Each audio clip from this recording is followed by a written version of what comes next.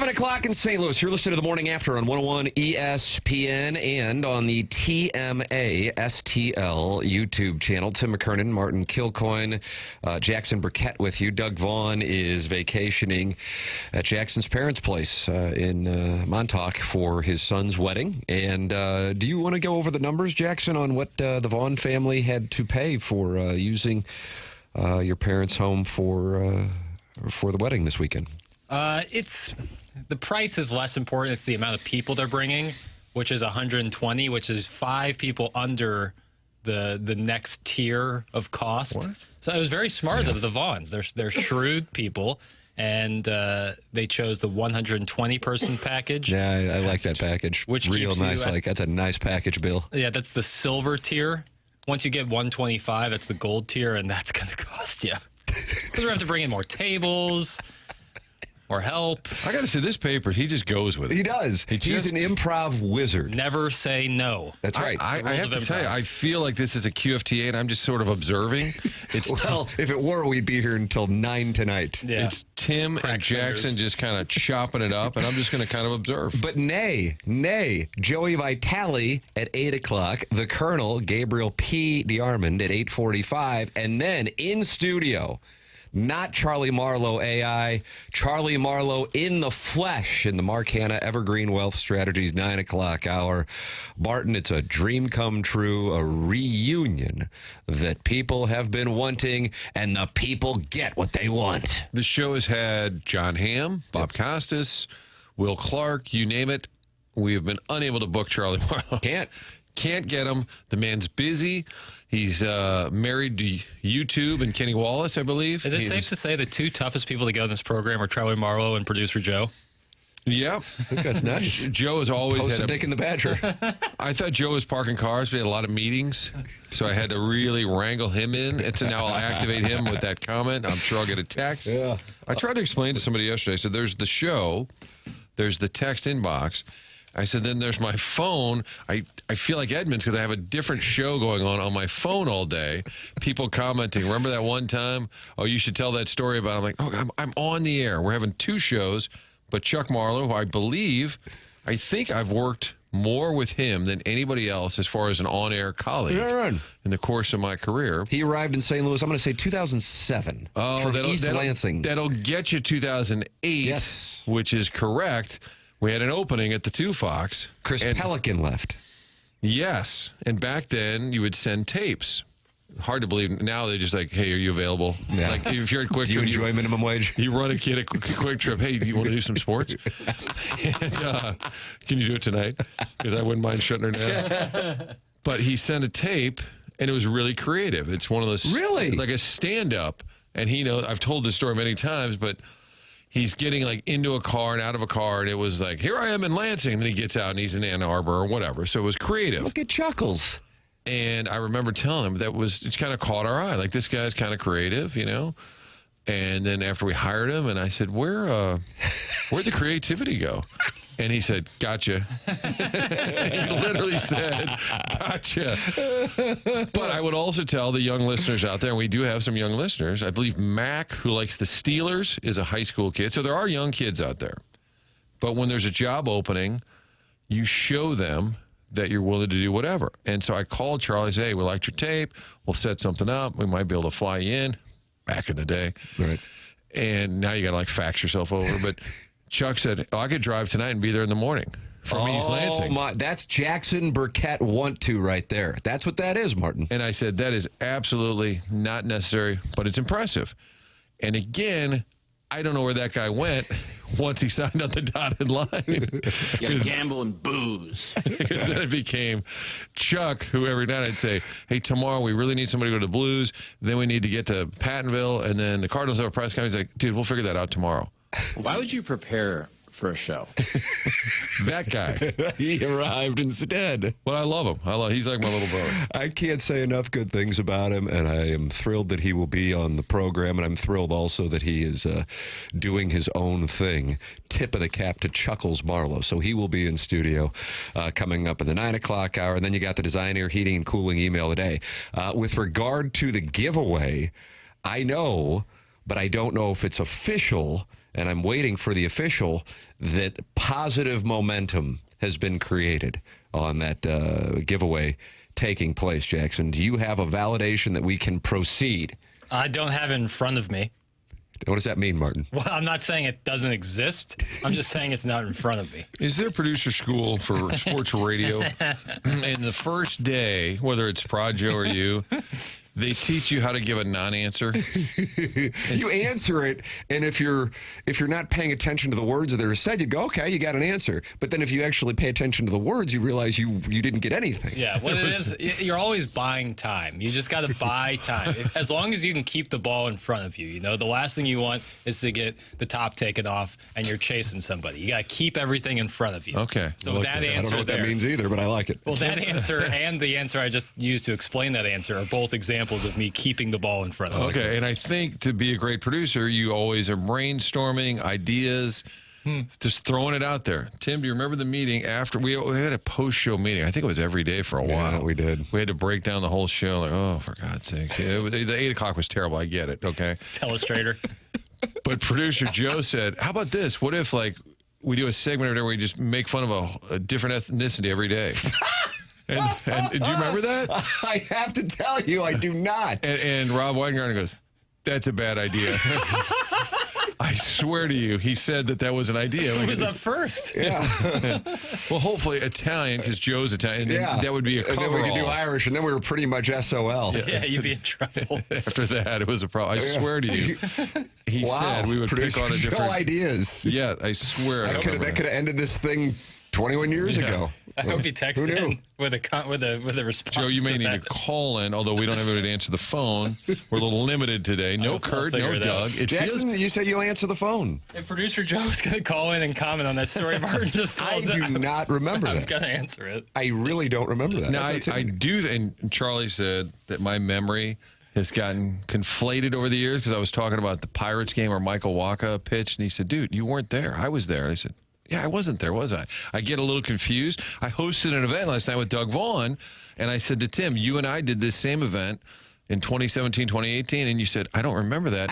there's just no way in the world I would say yes. I was There's just telling my chance. wife this later, and I said, maybe it was Frank. And I said, We're oftentimes confused. because, yeah, Same brand. the tone, very different. Frank Cusimano. How about that? How are the sports, Frank? Are they great? That's good. That sounds like Frank not thinking it's good, but trying to trying to move trying to on play ball. to talk about DeSmet. Here, when you said that yesterday, I thought, oh my God, am I getting to a point where I'm not remembering doing events, especially when you said it was like 5 or 6 years ago, and I go, I just don't remember that. And then I thought it through, and I thought, I don't know what could have happened to get me to say, yes, I will do that. Unless it's St. Louis U High or St. Gabriel's, I'm out. But you and Doug hosted something, and then Doug's son is getting married tomorrow. My wife actually ran into Doug's wife and his son Nick, who is a true delight. His son Greg is the one getting married yesterday. So they've got all these people coming in from all over for the big wedding. And there's Doug still doing this event. Well, it was a paid event, I will say that. Right. So there is that. Still isn't enough to get me there. I said to Doug, I said, I can't believe you're doing things. He said, well, I wasn't going to, but my wife said, go ahead and do it. Got to pay for the wedding, I guess. Yeah, or I guess that he elements to the probably wanted to wedding. get away from a little wedding before he digs in for the festivities tomorrow. So tip of the cap, Greg Vaughn, his son who's getting married, a great guy who works with one of our sponsors here on the program, Mark Hanna of Evergreen Wealth Strategies, 2 wonderful people. And we were actually talking, as Mark knows, to Greg about hiring him for Sound Story. God, I don't know, about a year plus ago. He's got a lot going for him, and really good guy. So I'm truly happy for the Vaughn family and the festivities they'll be having this weekend in St. Louis, because Jackson refused to give them even 2% off on the family's estate in Montauk. It's never personal, just always business. Yeah, I could have thought. I thought 2% though. I figured Doug would understand that, but you did the margins. We got a state tax is going up. You know, gotta take care of these things. State tax is going up. Silver tier, the gold tier. Yeah. I have to tell you, you guys know Doug better than I do. I'm not going to say he's nervous, but he really likes the details, like spelled out. Like, no, what time are we doing this? No, He's an itinerary guy. So he told me. What's an itinerary? And the event was He at told Old. me he's an itinerary guy. right? He wants Really? everything handy. He said, this is what you'll be doing, and then he'll just go and be there. It's interesting because I am the exact opposite. I don't want an itinerary. And doing events, I like to just kind of free roll a little bit, like have some idea where it's going to go, but just kind of see and react to. Like, if some old guy said something stupid, then I'm going to make fun of him. Whatever, like go with it. And leading up to this, Doug is like, I know what time and where we're going to, So I show up, it's at Old Warson, and everybody's wearing a tie except me.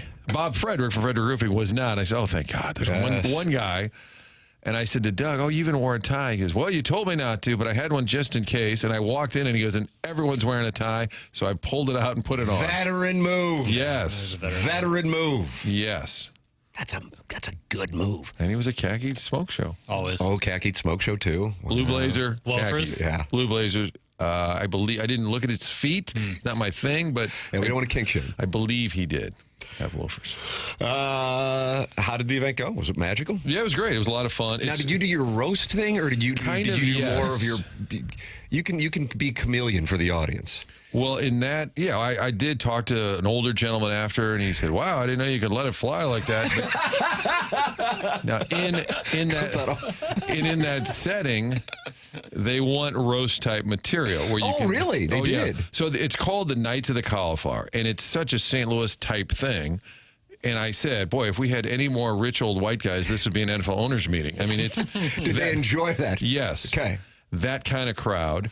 And then I made a joke about the NFL lawsuit, and I said, this is where I insert a comment about the greedy lawyers. I said, but I kind of have to read the room, and I said, you're all here, like. Did they enjoy that? Yes. All right, so you're in a good place. Lively group, and the man who was the head of the Knights was good buddies. I was told with Mazalek, there were some jokes about how this guy had held his position for 20 years, and I said, both of you bleep holes have stayed way too long, what. And I actually sent Mo a picture of me and his friend, and he wrote me back at 5 a.m. today, and he said, no tie? That's what he wrote back. But it was great because it's one of those events where you can say anything, nothing's off limits, and it was great. Did Doug work blue? I was going to say, this seems like a real good cop, bad cop thing. No, I got him to talk a little naughty at times. Really? Did he Yes. did the guy start flirting with him like they do on this show? Well, I said for those who listen to TMA, and there were some cheers, and I said, it's a really strange dynamic. I said, Doug is an accomplished sports guy and buttoned up a little bit, but serious and a true journalist. And I said, if you could see the text line, it says, hey, what are the Cards going to do this offseason? What's wrong with the Blues power play? Doug, sit on my face. And I said, that's kind of how it reads every third text. I think that's correct. And I was sitting next to a gentleman who was an older gentleman, probably early 80s. And we're just talking about sports or whatever. And he goes, I listen to TMA. And I said, wow, outside the demo. I said, good for you. But it was great. It was all kinds of off-color comments. Nice. Probably material I can't use here. The only thing that I was nervous about, at the end of the night, I realized I had left my notes somewhere. And there's a lot of material? Scathing jokes that are probably damning. But my name wasn't on it, so I'm hoping one of the waiters or waitresses just threw it away. I literally was doing patting myself oh, where'd those go? Because I'm like, I don't think Frank would think that was that funny. Busboy in the bag with his eyes wide and his silver dollars. I just got the material right here. I tried to compare Doug to Nikki Glazer, being both Kirkwood, so we had some fun with that. That's not for air, but no, it was great. And I will say at the end, it became a debate, and then we took a lot of questions, and we talked about the NFL lawsuit, and one gentleman said, why didn't they pursue a team? Why did they settle? And so I said, the NFL is never giving St. Louis a team. I think that was a false narrative, and then Pro Football Talk may have run with it, whatever. And a couple lawyers in there said, hey, I took the deposition from Demoff. Another guy said I was part of the original lawsuit. He said it was an $18 million suit that became $800 million. He said people just have no idea. The lawyers turned that into something instead of saying those greedy jerks took all the money. Mm-hmm. So we actually had probably a good 15, 20-minute dialogue on how the lawsuit played out. And they agreed, those who were in the know, if Demoff had not done the LA Times interview where he said, I'll never forget, in August of 2013. Unbelievable. And I said, I can't. After the vote. And I'm going, oh, my God. I remember thinking that in the moment, Martin. I'm thinking to myself, this is damning. So it turns out that actually was a huge part of the... Yeah, and one of the guys said I took his deposition. Another guy said, yes, you're right. That opened the door because it wasn't illegal for them to leave, and the NFL's relocation rules turned out to be rather flimsy. But what was damning is how they misled the city. And like, well, how do you know that? Well, now we have we have a very specific example. And I've always joked about executives that sign a player and walk into the owner's office like, hey, Bill, sorry about that $80 million on DeFowler. Let's get a new guy. Sorry about that $80 million on Mike Leake. There's no comp in the business world where you just tell your boss, yeah, that $80 million we just spent. Oh, well, didn't work out. Imagine Kroenke saying to Smithers, you cost me close to $1 billion by yapping to Ram Farmer. And he did. Yeah. And he also had at his alma mater, Harvard Westlake, he does this Q&A within months of the move. Might have been within a couple of months. And I don't know if we have this was well before you, Jackson. I mean, you're 18 at the time this is all going on. But we get the audio. I don't even know how the hell we get the audio. But it might be gone at this point. Hell, I don't know. But he says, fortunately or unfortunately, we went on a winning streak. And this is back when they were in St. Louis, which then kind of had to distract them from the move. And this is while they're in St. Louis. I mean, to say this stuff, I always thought when we were analyzing the situation that they were operating at this Ivy League level that we couldn't possibly comprehend. And in reality, it was just dumb, but they had the money, and so you could pass the legislation through Congress with force. And then they wound up peeling off nearly $1 billion in order to do so that they wouldn't have had to do. Huh. Good knowledge from the Knights of the Cauliflower. Yeah, and the city took that money, and they're willing to do great things with it. If we could just have another committee and another town hall, we will spend that money appropriately. And by the way, so the Knights of the Cauliflower, I asked somebody, this is such a St. Louis, kind of like veiled prophet. Like, what is it? Like, it's such a St. Louis thing. They said it started in the 40s when businessmen, like Anheuser-Busch executives, would help, like, the ball players in the office. They didn't have any money. Like, they didn't make much money. So they would do events to raise money in the off season to pay a ball player or get them a job somewhere. That's how it started back in the day. I don't think the ball players are looking for any off-season cash anymore. Doesn't seem like it. And I guess they went to Kansas City for like a boxing event, and they all had the cauliflower ear, which I always thought was a wrestling thing, where you get that weird ear if you wrestle a bunch. So somehow that's how it started, and now they just raise money, and it's, I think, a charitable wing, and they just get together a couple times a year and just make fun of everybody. And have some scotch. Have some scotch. And Tim may or may not have done that event with me. We still don't know. I really can't remember. I don't know what's less likely, them inviting me or me accepting. I feel like both are hovering at 0%. I think what happened is you and I were going to do it, or they asked for the two of us to do it, and there was some talk about you were going to do it, and then it fell through, and then Frank said, okay, will there be food? And then, yes. Then I'm in. Tim on the text line, talk about the damn Blues game, not your guys' queer outfits and foot fetishes. We are giving away a text of the day. Let me guess, 636. You can text in as well, 314-399-9646. That's how you can text in. Air Comfort Service text line. Then you got that Michelob Ultra YouTube chat, youtube.com/TMASTL. And you can also email in for our designer heating and cooling email of the day. I got an email yesterday that indicated we were going to be able to go forward with the Seth Goldcamp Design Air Heating and Cooling HVAC system and installation giveaway, but I didn't want to officially announce it to the audience until I knew it was official. And Jackson says he doesn't know because it's not in front of him. Mm-hmm. Yep. So we will effort that. But right now the standings are Carlos Spicy Wiener with a win. You can email in the morning after at InsideSTL.com for the Design Air Heating and Cooling email of the day. Online at DesignAirService.com. Martin, I don't know if you peeked at it. I know you're heading down to Columbia tomorrow. 40% chance now of rain, and it will be windy, high of 60. Then here in St. Louis, low of 28 on Sunday, low of 26 on Monday, low of 26 on Tuesday. Sweet mother of mercy. Now, it looks like it warms up later in the week. But either way, now is the time to get your furnace tuned up with Design Air Heating and Cooling to make sure it's ready to go for the cold weather months. It's Design Air Heating and Cooling online at designairheatingandcooling.com. DesignairService.com. Martin's a client, Doug's a client, I'm a client, and Design Air is the longest running sponsor on TMA. It's Design Air Heating and Cooling online at DesignairService.com. The Blues do get the win. I don't know what the biggest story is. The Blues getting the win. Jordan Kyrou, the healthy scratch. Jordan Binnington talking about the Ovechkin puck. We will have it all for you coming up next here on The Morning After, presented to you by Brown and Crouppen on 101 ESPN and the TMA STL YouTube channel.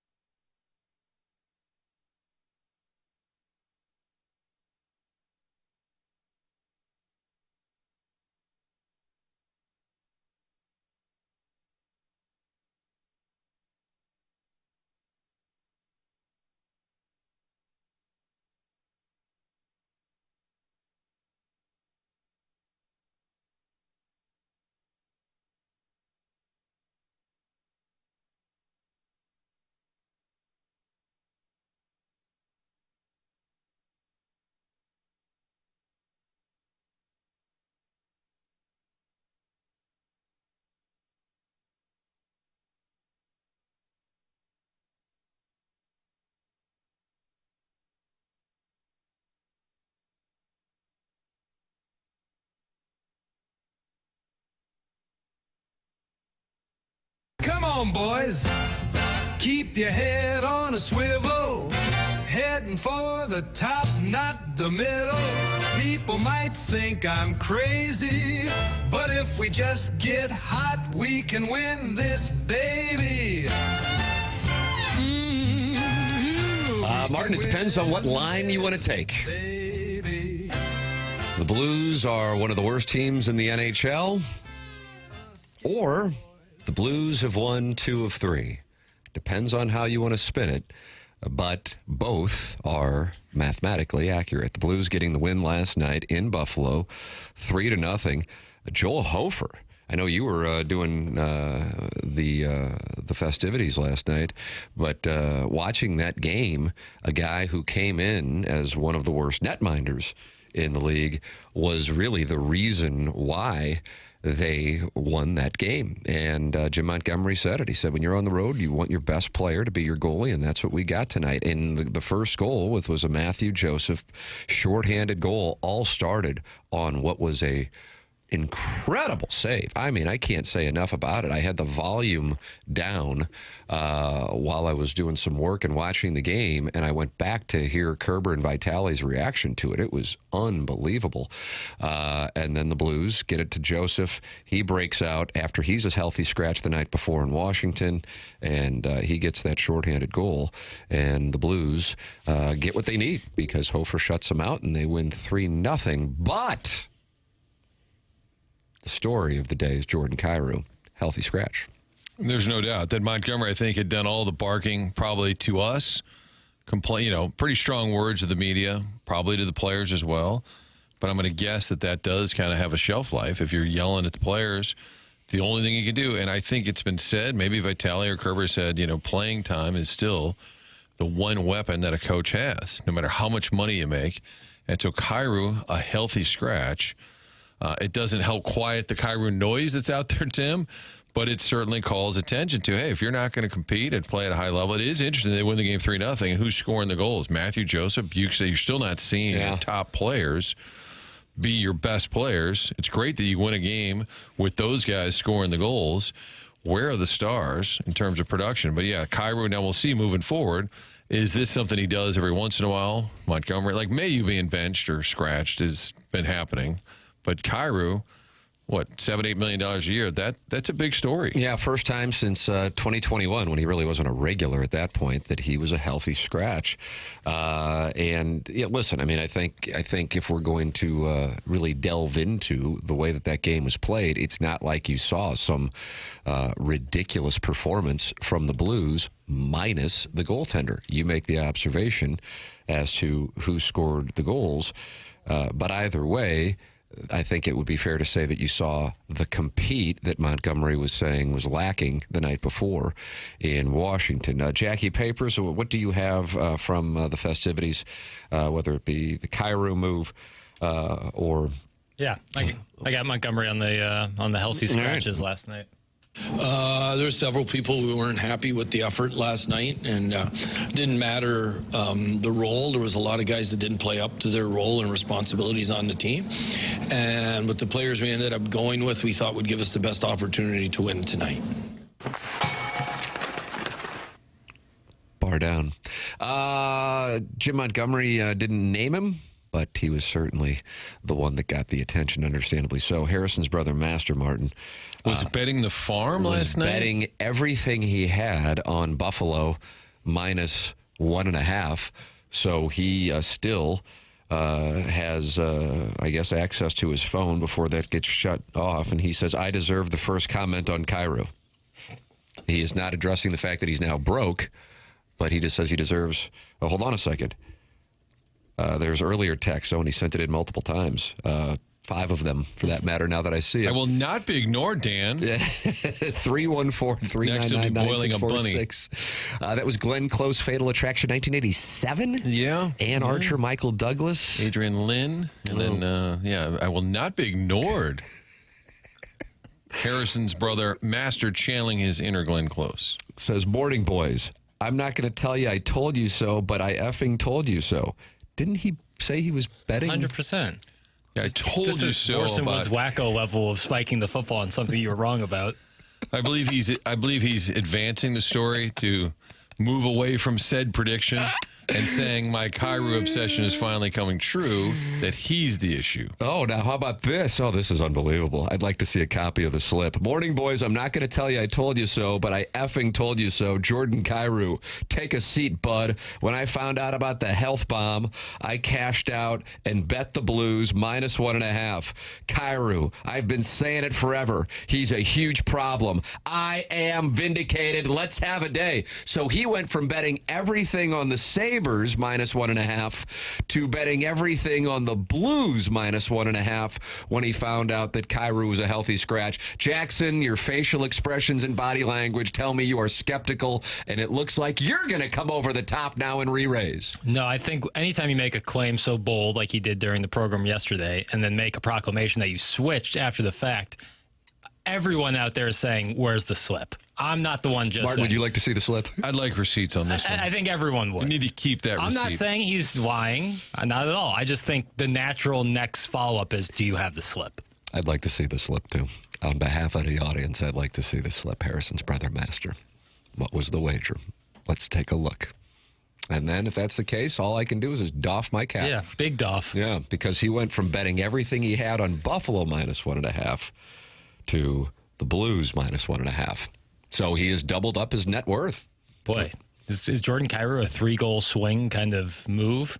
Orson Wacko says that guy's a liar. It is a move that sends a message not just to Kyrou, but I think to others. It is sort of a wake-up call when you take a guy who's a prominent player and bench him. Even if you're not getting benched, you go, oh, okay, could be me. That's kind of embarrassing. I do think it's a weapon that a coach can use. And I think Jim Montgomery probably felt he had no choice. They probably could have benched other players. Is Buchnevich next? You know, there's probably other guys who can get similar treatment if they don't wake up. Martin, he has sent a screenshot in, and it St. Louis Blues -1.5. I guess his net worth was $20. But there is a $20.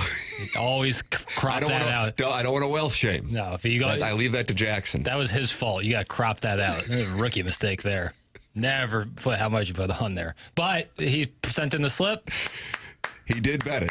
There you go. He did bet it. Now, theoretically, I think he's $4 million liquid is what I understand. I track the listener's net worth. And maybe, $3,999,980 might have gone on the Sabres -1.5. I don't know. Yeah. Well, maybe it was 20 units. Maybe he's on a certain book where you use it in units, and each unit's 10 grand. So maybe that's what happened. He acknowledges it's a small bet. Oh. Thanks. Thanks for acknowledging. And I'm not a big gambler, but yesterday I really liked the under on that Thursday night game. And You did. I recall you saying it. I wish I had bet some money on that because I just felt like you were scolded by a gentleman. I just wanted you to really think about it. all those Thursday night games. I said, well, Denver wins, but they don't score. In Vegas can't How score. does Vegas score? I just thought 10-7 your final. it felt like an ugly game that would be a low-scoring game, but I don't have the receipt. Those Thursday night games I get it, and listen, it's a gambler's delight, but man, they are, from my standpoint anyway, others might say differently, they are tough to handicap. In that case, the Broncos, I don't even know what the line was. I'm just confident it was greater than 3. It was 9.5 or Okay, yeah, something. the Raiders covered. And Martin, you're under, you would have had that sweat-free. Yeah. I think it was 7-7 at the half, so they only got 3 points in the second half. Yeah. Harrison's brother Master did bet Blues -1.5. It was not for his net worth unless, the market has hit him. I know the market has been down precipitously, so that is why he's probably sitting at $20 in a net worth. But we don't wealth shame on this program. Sharon's Ladue Pool Boy says, he made 2 bets, one on each side, and then sounds cool and he wins. That's from Sharon's Ladue Pool Boy, who is not a fan. $20. What a renter. That's from Arbor Day. Two-time texter of the year. He said the Sabres bet was 2 units. Unit is $100. I don't know. All I see is bet was $20, won $70. I'm not sure. And he says this, let's be honest, Kyrou is now done in St. Louis. Martin, do you think Kyrou is done in St. Louis? I think that's a bit extreme. But I think it does change the narrative a little bit with the new coach calling out Kyrou by benching him. He's calling him out. So it's the heat is turned up a little bit on Kyrou. Now we'll hear from him at some point. I was looking to see if they're actually skating today. They're off today. So next chance to hear from Kyrou from the JRs of the world or Luke Horak or Matthew DeFranks, guys who are there every day. They'll have a skate tomorrow, and that'll be the first time they would have access to Kyrou to get his thoughts. Now, he doesn't speak, he doesn't say a whole lot when he talks, just kind of a quiet kid. But I think it's interesting to hear what he does have to say. So your Absolutely. first chance to hear that will be tomorrow at the morning skate. JR's column from last night, and that, of course, includes what really is the biggest story, Jordan Kyrou and the healthy scratch, starts off this way. It's posted on The Athletic. Earlier this season, so this is earlier this season. This wasn't yesterday. Earlier this season, Jim Montgomery referenced the approach of a Hall of Fame basketball coach when it comes to earning playing time. Quote, I love the line from Bobby Knight. There's nothing that teaches people better than ass, meet, bench, bench, meet, ass.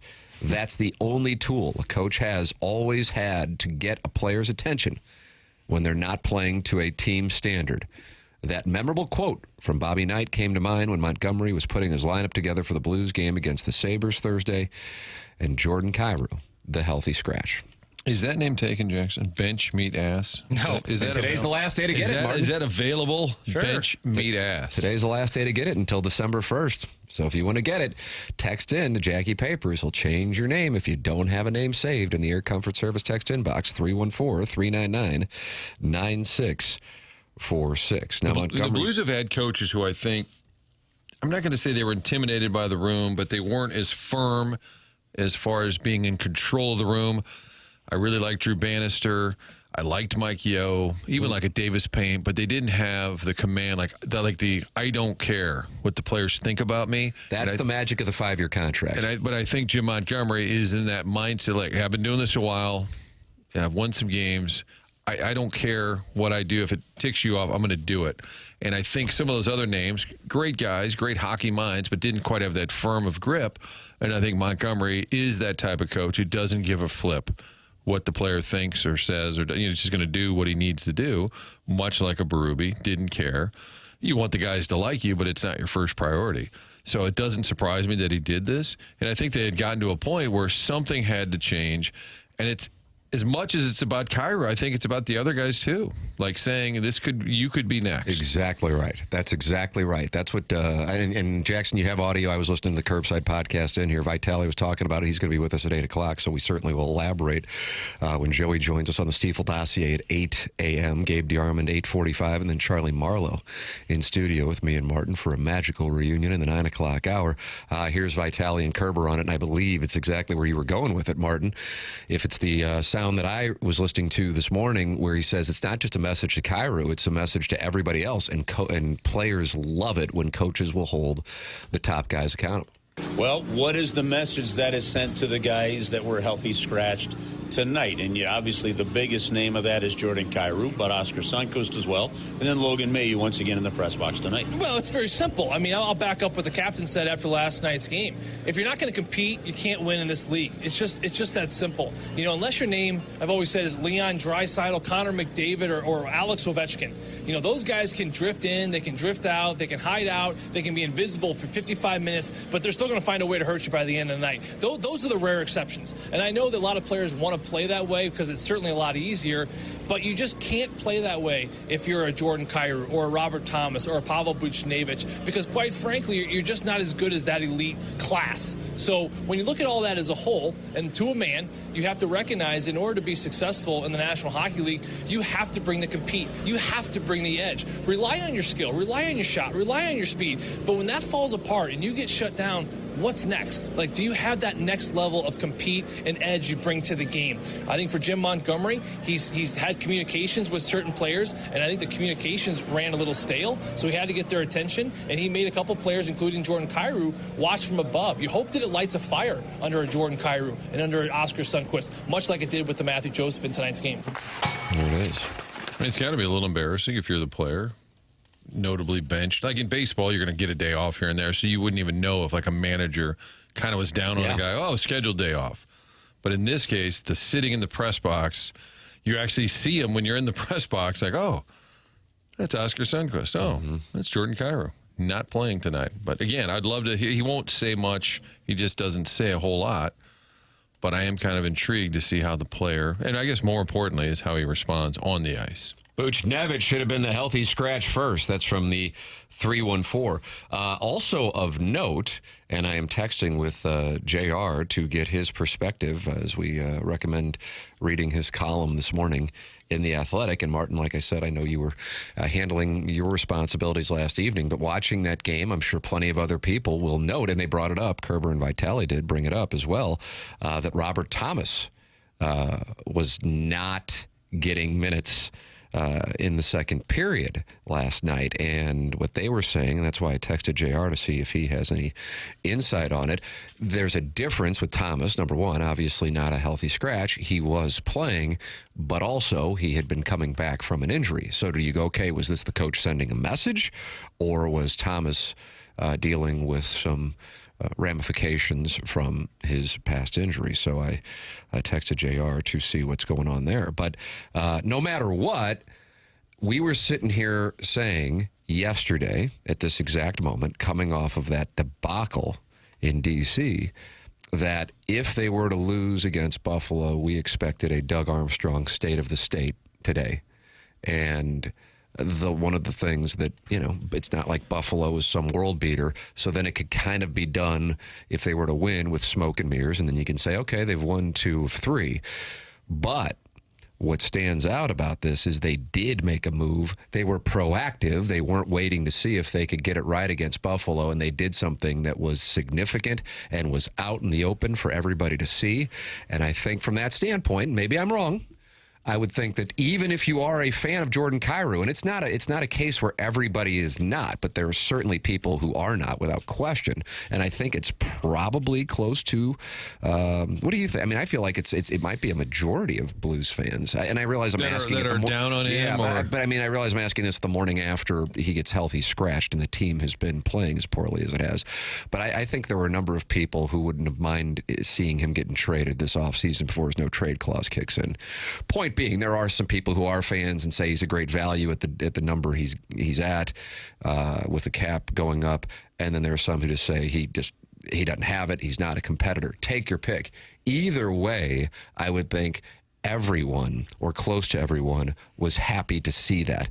Not necessarily saying, okay, he is the reason for the slow start because, my God, they've been giving up a lot of goals, but good for Montgomery taking a stand. A lot of these guys have been part of a lot of different coaches, and this clearly states the coach isn't going anywhere.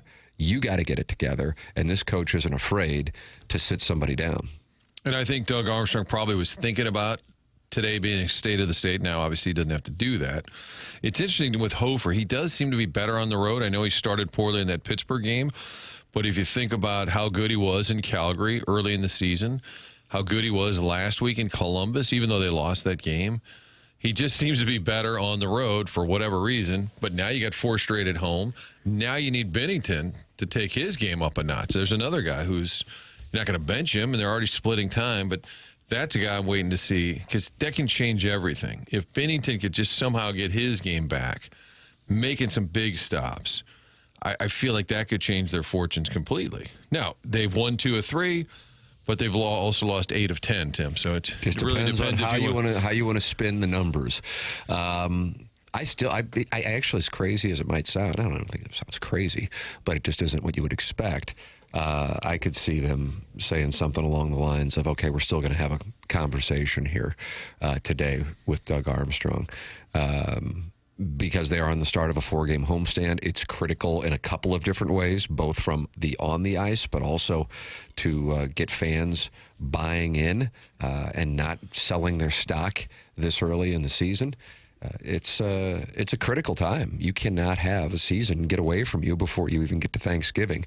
And these next 4 games at home certainly will play a key role in what happens with that. Your thoughts are welcome. 314-399-9646. That's how you can text in. 314-974-0101. That is how you can call in the Callier and Thompson phone lines.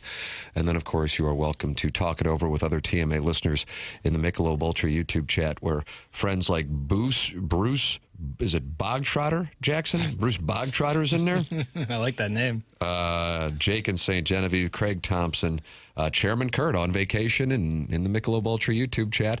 NARS Loot Bar, Heimblum spreadsheet. They're all in there talking it over. 254 friends gathered this morning in the Michelob Ultra YouTube chat and talking it over. Coming up at 8 o'clock, Joey Vitale with us at 8:45. Gabe DeArmond with us, brought to you by James Carlton. Joey Vitale brought to you by Schaefer Door Company. And then we will have our SEC picks, our drops of the week, our Design Air Heating and Cooling email of the day.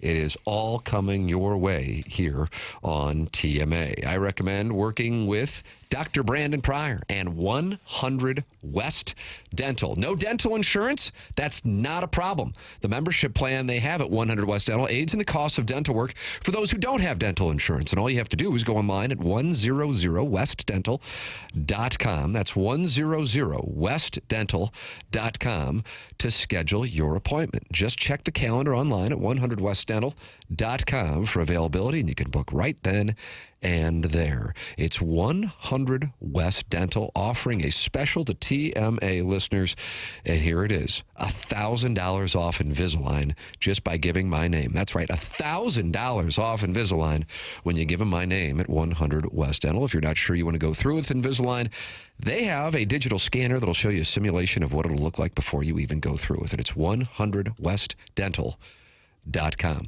Vitale coming up at 8 o'clock. Gabe DeArmond, 8:45. On the other side of the break, the exact thing you want to hear if you are a fan of a college football team and your coach is being rumored to go to other jobs. We've got the soundbite that you would want to hear. Who does it come from? You'll hear it next here on 101 ESPN.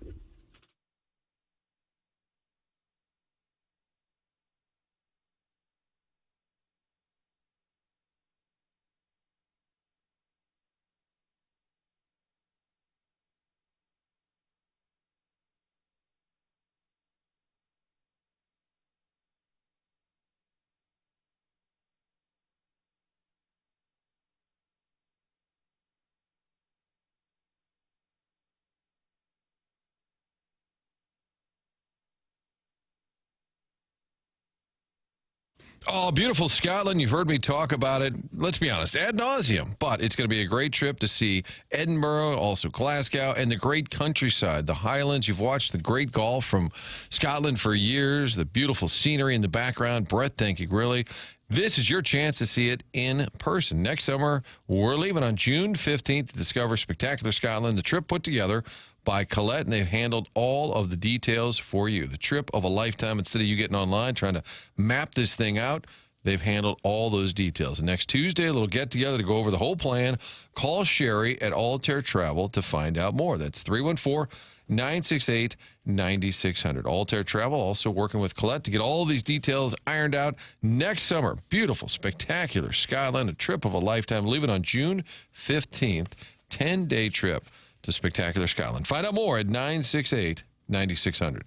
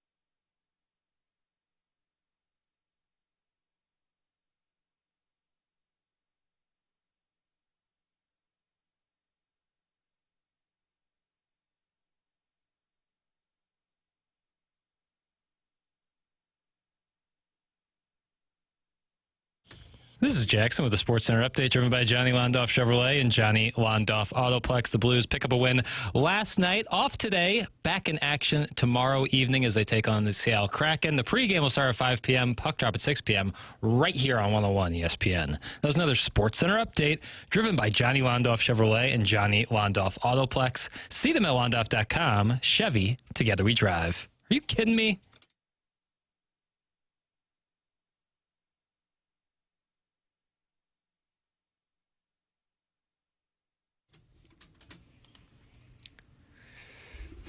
Boogie Nights?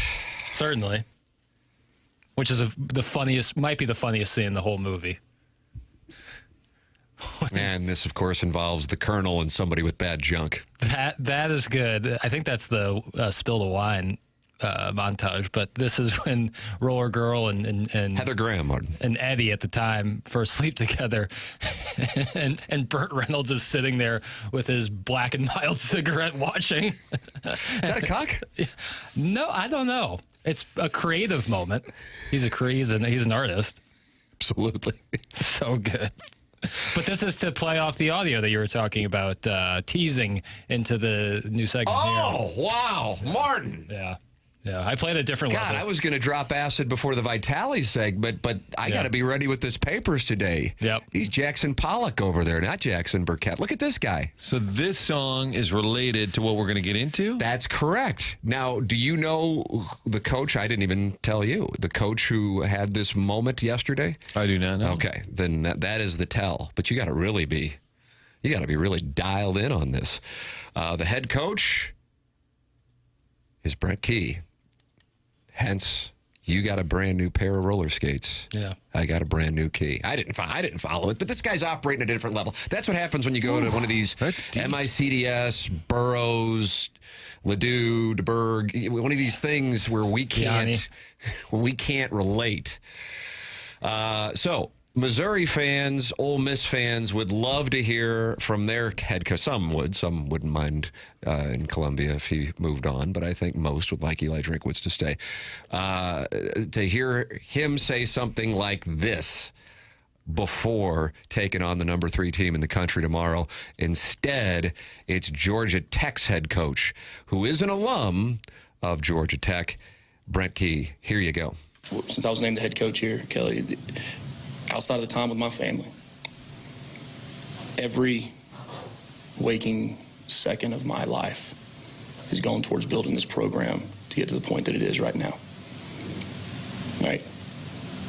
So that in turn we can continue 3 years from now, 5 years from now, 10 years from now, continue to elevate this place. Right? To be in that conversation, not to be in there for 2 or 3 weeks, but to be a consistent team. Not when you lose one game, people say, oh, the storybook's over. Nah, it's just beginning. I could go on and on. I could say yes, no, all that crap. Slice me open and see what colors I bleed. How about that? Jackson's ready to run through a wall for Georgia Tech now. Brent Key. Slice me open. Drop the Meek See Mill. what colors I bleed. Oh, my God. Oh, wow. It says he's taking the Florida job. Just no, I'm kidding. No, That would be great. it'd be now. He cannot leave. He just cannot leave. That's the thing. He doesn't want it. It depends on what you want. Martin and I, we've talked about this a little bit off air, and I don't want to violate the code, but we both think the same thing with regarding Eli Drinkwitz. It depends on what you want. From the moment I met Gary Pinkel, I was like, this guy doesn't want to go anywhere else. He had an opportunity to interview in Ann Arbor in 2011. Didn't even go. I'm not, and I'm sure Josh Schertz would be the first one to say, I'm not, take your pick of whomever at this point. You know, if anything, he's pissed that they didn't play well against Chicago State last night after going up 22-0. 22-0, Martin. And we'll have that audio for you. But Josh Schertz is a guy who I think if he built it at St. Louis University, I just don't think he's going anywhere. But that doesn't make Pinkel and Schertz good, and anybody who does want to go somewhere bad. It's just, it depends on what the motive is. Now, the coaching game in 2025 versus the coaching game when Pinkel got hired 24, 25 years ago has changed so substantially that you can make an absurd amount of money and have an absurd amount of resources at places like Columbia, Missouri, Oxford, Mississippi, and certainly Bloomington, Indiana. So it's changed. But it just depends on what the motive is. Is it an ego boost to be like, all right, I get to be in Baton Rouge or Gainesville or Happy Valley? And it just depends on what you want. Brent Key is not going anywhere, and he wants to build it at his alma mater. I will wonder what happens with Clark Lee at Vanderbilt. As much as a resurgent, to me, that's second place to Cignetti. But you just don't really hear about Clark Lee as far as it being serious anywhere. And I think a lot of that is like, yeah, he isn't the guy who's going to go. I don't think he would, but maybe I'm wrong. Maybe I got a bad read on that. I don't think he would. You don't think he would either? I'm thinking of it probably, I think all of us are thinking of it through our own minds. Like, what does it mean to have that security, be the place where you're not under this constant pressure of winning immediately? You've seen it happen to coaches time and time again, of all this pressure you have on you, where if you're at a place where it now seems like the playing field is as a level as it's ever been, and you have the resources, you have the comfortability, why leave? If it's money, it probably is only $1 million or $2 million on one side or the other. I don't know. I just think that my mindset would be to stay. Well, 5 years ago, if I would have said Brian Kelly's going to leave for LSU, would that have... That would have made more sense. That would have made more sense. Well, because of Notre Dame's restrictions at the time versus LSU's free-for-all? Like the ascension makes a sense. Not like Brian Kelly himself going to LSU, because that never really made sense. But the idea of a coach making that leap from two giant blue blood schools, but one certainly bigger than the other. Vanderbilt is not in that place, obviously, that Notre Dame was, or is, when talking about Clark Lee. But it would have made more sense 5 years ago, yeah. Well, what I'm saying is the ego to make the move. In other words, it blows me. It's like, okay, you're comfortable. When Brian Kelly took over Notre Dame, it might have been like, okay, it's never going back to, Lou Holtz in 1988, much less, Dan Devine, Ara Parseghian, Newt Rockne, Frank Leahy, all that. That's not happening ever again. And then he rebuilt it. So he could have stayed there until retirement. He was around 60 when he made the move. And instead he went. I would think somebody is going to go. It's just a matter of who. But that is textbook how you shut down all the talk. Yeah, it ends it. If you really want to tell your fan base or your administration, I'm not going in there, would you go public like that? Again, I hope this guy doesn't pack up and leave. That would be awful, because that's as definitive as you can get. And if you're a fan of a coach and a program, that's what you want to hear. Yeah. And you don't want, like, somebody saying, well, I love it here and we're doing great things. Just kind of in between. That was definitive. It is certainly what you want to hear. I also have to say, I understand a coach taking the moment, like I think Drinkwitz is, like I think Kiffin is, and utilizing it for leverage, whether it be leverage for the new place or leverage to get, whether it be more dollars, but I think the more dollars might be more for NIL commitment and for staff as well. That's not just Eli Drinkwitz. That can be Lane Kiffin. That could be anybody. Clark Lee, that can be anybody. Kenny Dillingham can be anybody at this particular moment. We'll talk it over with the Colonel. That's coming up at 8:45, brought to you by James Carlton. Joey Vitale joins us next. Looking forward to his insights from one hell of a road trip. Not necessarily with the caliber of hockey, but all that went on. That's coming up next here on TMA 101 ESPN.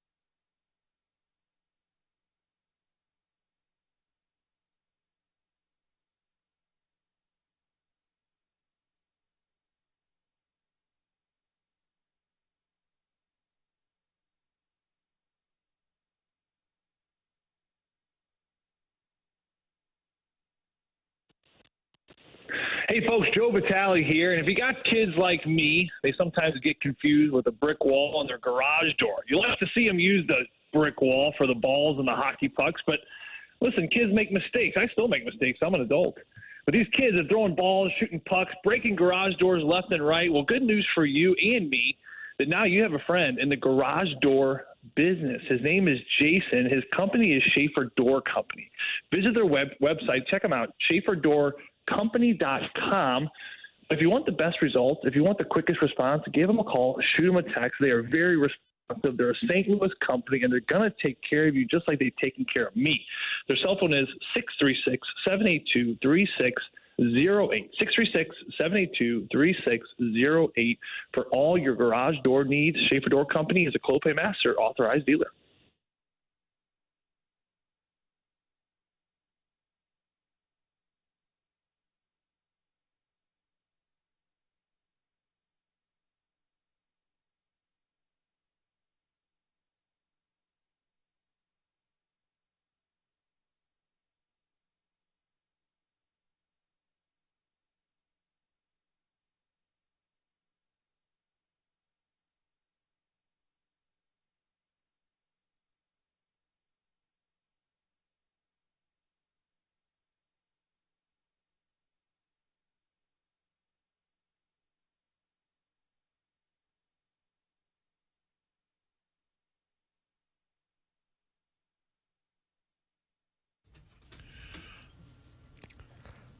Did Jackson do a remix? Yeah.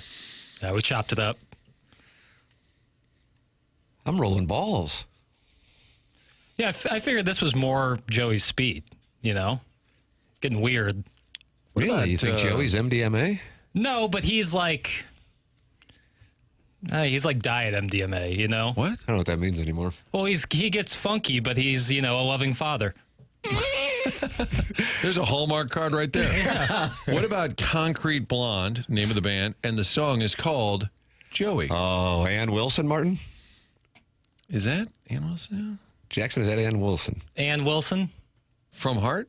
But the song Joey is a great song. Tom Wilson plays for the Capitals.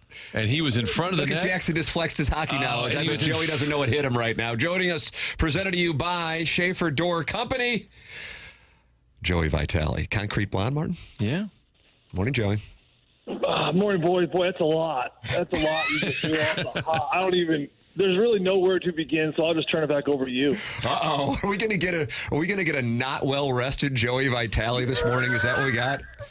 No. I mean, I'm used to it now. I actually appreciate Jackson's new rendition. However you chop that up, you kind of got that techno beat to it a little bit there, and I mean that's just life. I go from a crazy house with way too many kids. I had way too many kids. I'm just gonna be honest for a second. This is a moment of reflection.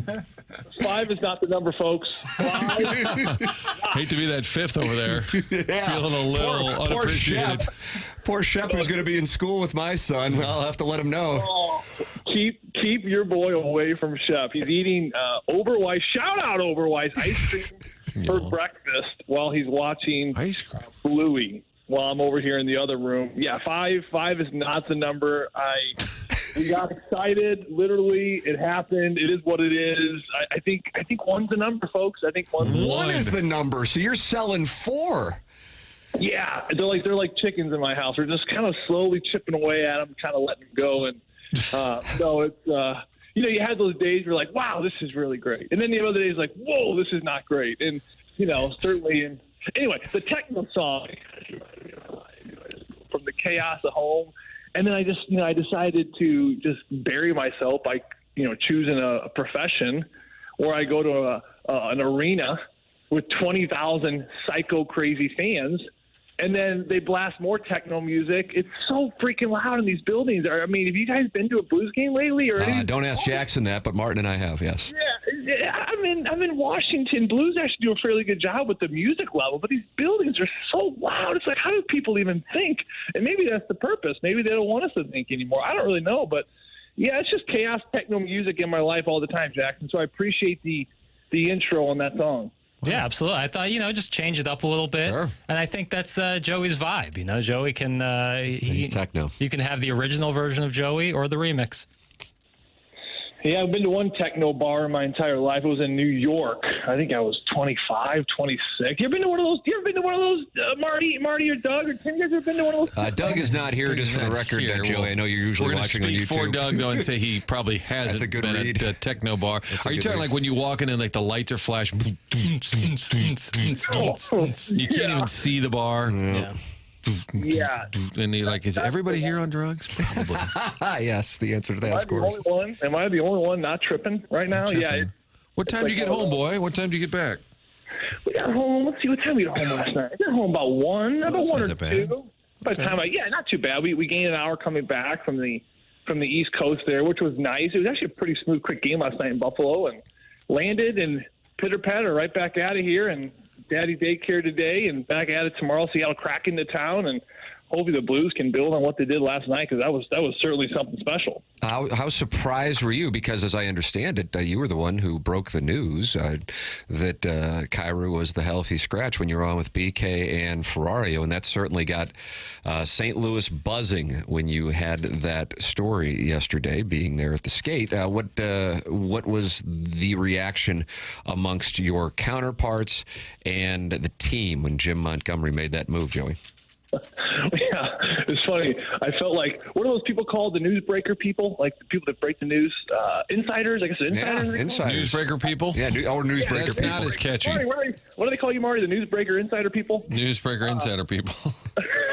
I felt like an insider. I was on the news break, and it just was the weird timing where I'm in the locker room. I'm not on social media or anything like that, so I really have nowhere to put this information, nor do I really care. I just try to do my job of just calling hockey games.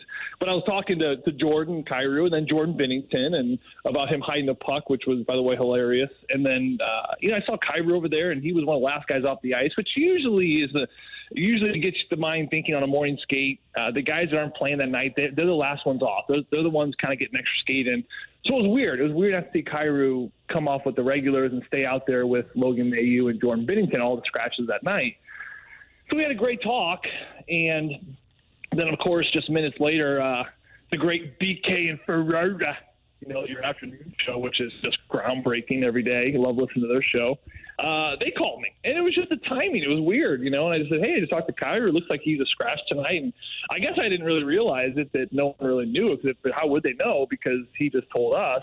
But it was a really good conversation, and I think listen, here's a player that, he hasn't been himself, right? I mean, that's the reality. And you don't know exactly the depth of what's going on. This is why, as a broadcaster, you try to always remember the number one rule of broadcasting that I learned from, the greats like Bernie Federko and John Kelly and Curbs and Panger, which is always remember to critique the play, not the player, because you just never know what's going on. I know for a while there with Jay Bouwmeester in that 2018-19 run, everyone wanted him traded. They wanted him out of town. Like the team was struggling under Mike Yeo, and Bouwmeester was a disaster on the back end. And, people didn't realize that through his hip surgery the year before, he just was not himself yet, So that's why people got to keep everything in perspective about what's going on. These are human beings after all.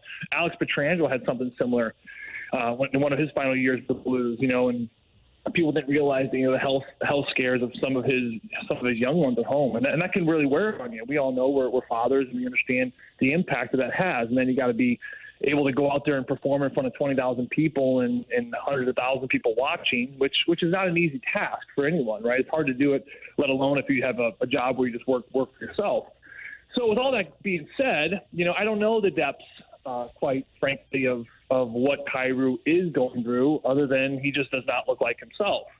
And he certainly looked a little disturbed yesterday, and we pulled him aside after the morning skate. There was no cameras on, but I really give him a ton of credit because, he certainly looked upset.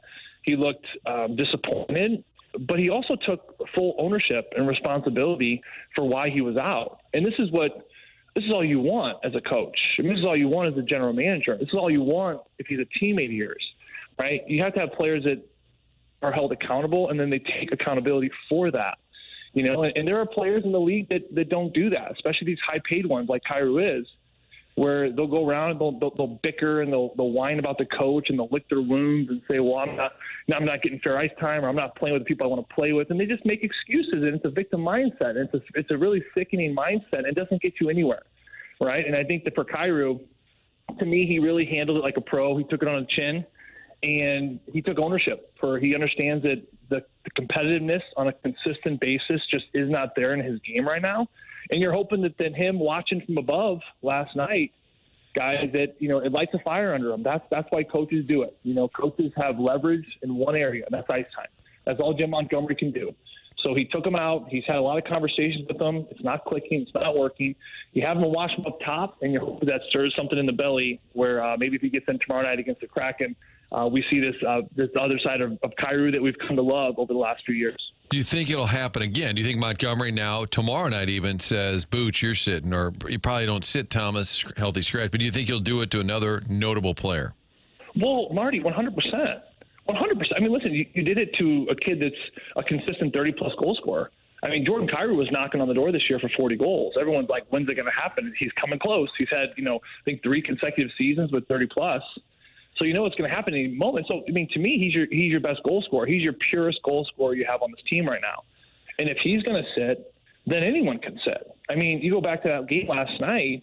Yeah, Thomas was in the lineup. I think he only got 3-ish minutes of ice time in that second period. He actually had one of his all-time lows in time on ice in his career was last night in a game that they won 2-0. Or 3-0 with the empty netter, of course, for Justin Falk. So, yes, to answer your question, nobody's safe. I know nobody's safe, but do you think he'll actually do it tomorrow to a big name? Oh, I mean, listen, if they're not holding up to the standards, then yeah, he would. I actually think that Buchnevich is actually, his game's coming along really well, though. I know the point production isn't there. I know he's frustrated, but he's getting chances, and he's playing like on that edge, like he's pissed off when he's not scoring. You just want to see that fire. You want to see the competitiveness. And you want to see a guy that loses the puck in the corner and is not okay with it. Come back, slam your stick, slam the door. That's okay. It's emotion. It's an emotional game, right? You want the emotion. Pavel Buchnevich, to me, he's had the emotion, right? And I think that for a lot of these other players, like Thomas, it's been, touch and go at times, but when it isn't good, this is a coach that benches them. We've seen him now scratch guys. No one's safe.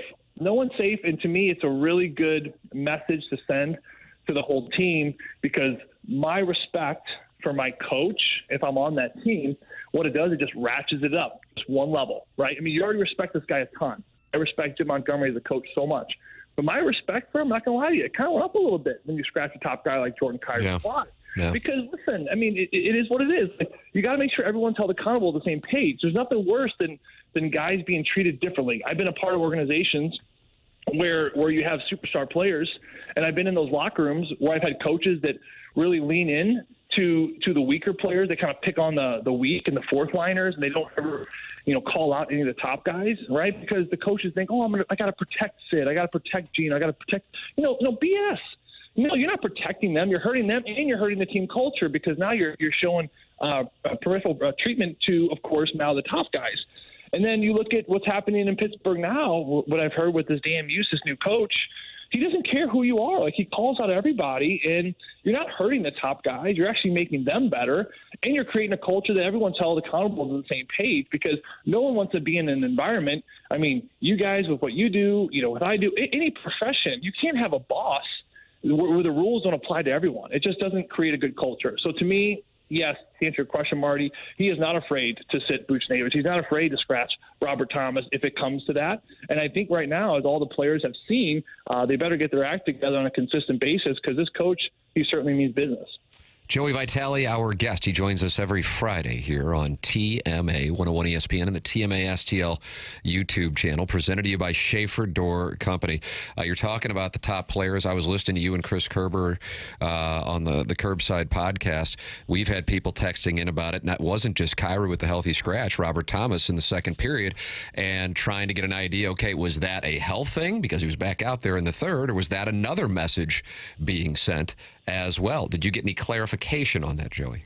Zero clarification. I saw Robert on the plane last night. He seemed in good spirits. To me, it doesn't look like it was part of the injury that kept him out for 4 games a couple weeks ago. Again, that's just a hunch. This is just based off of what I've observed. If I had to guess, my guess is it was probably sitting down because of play on the ice.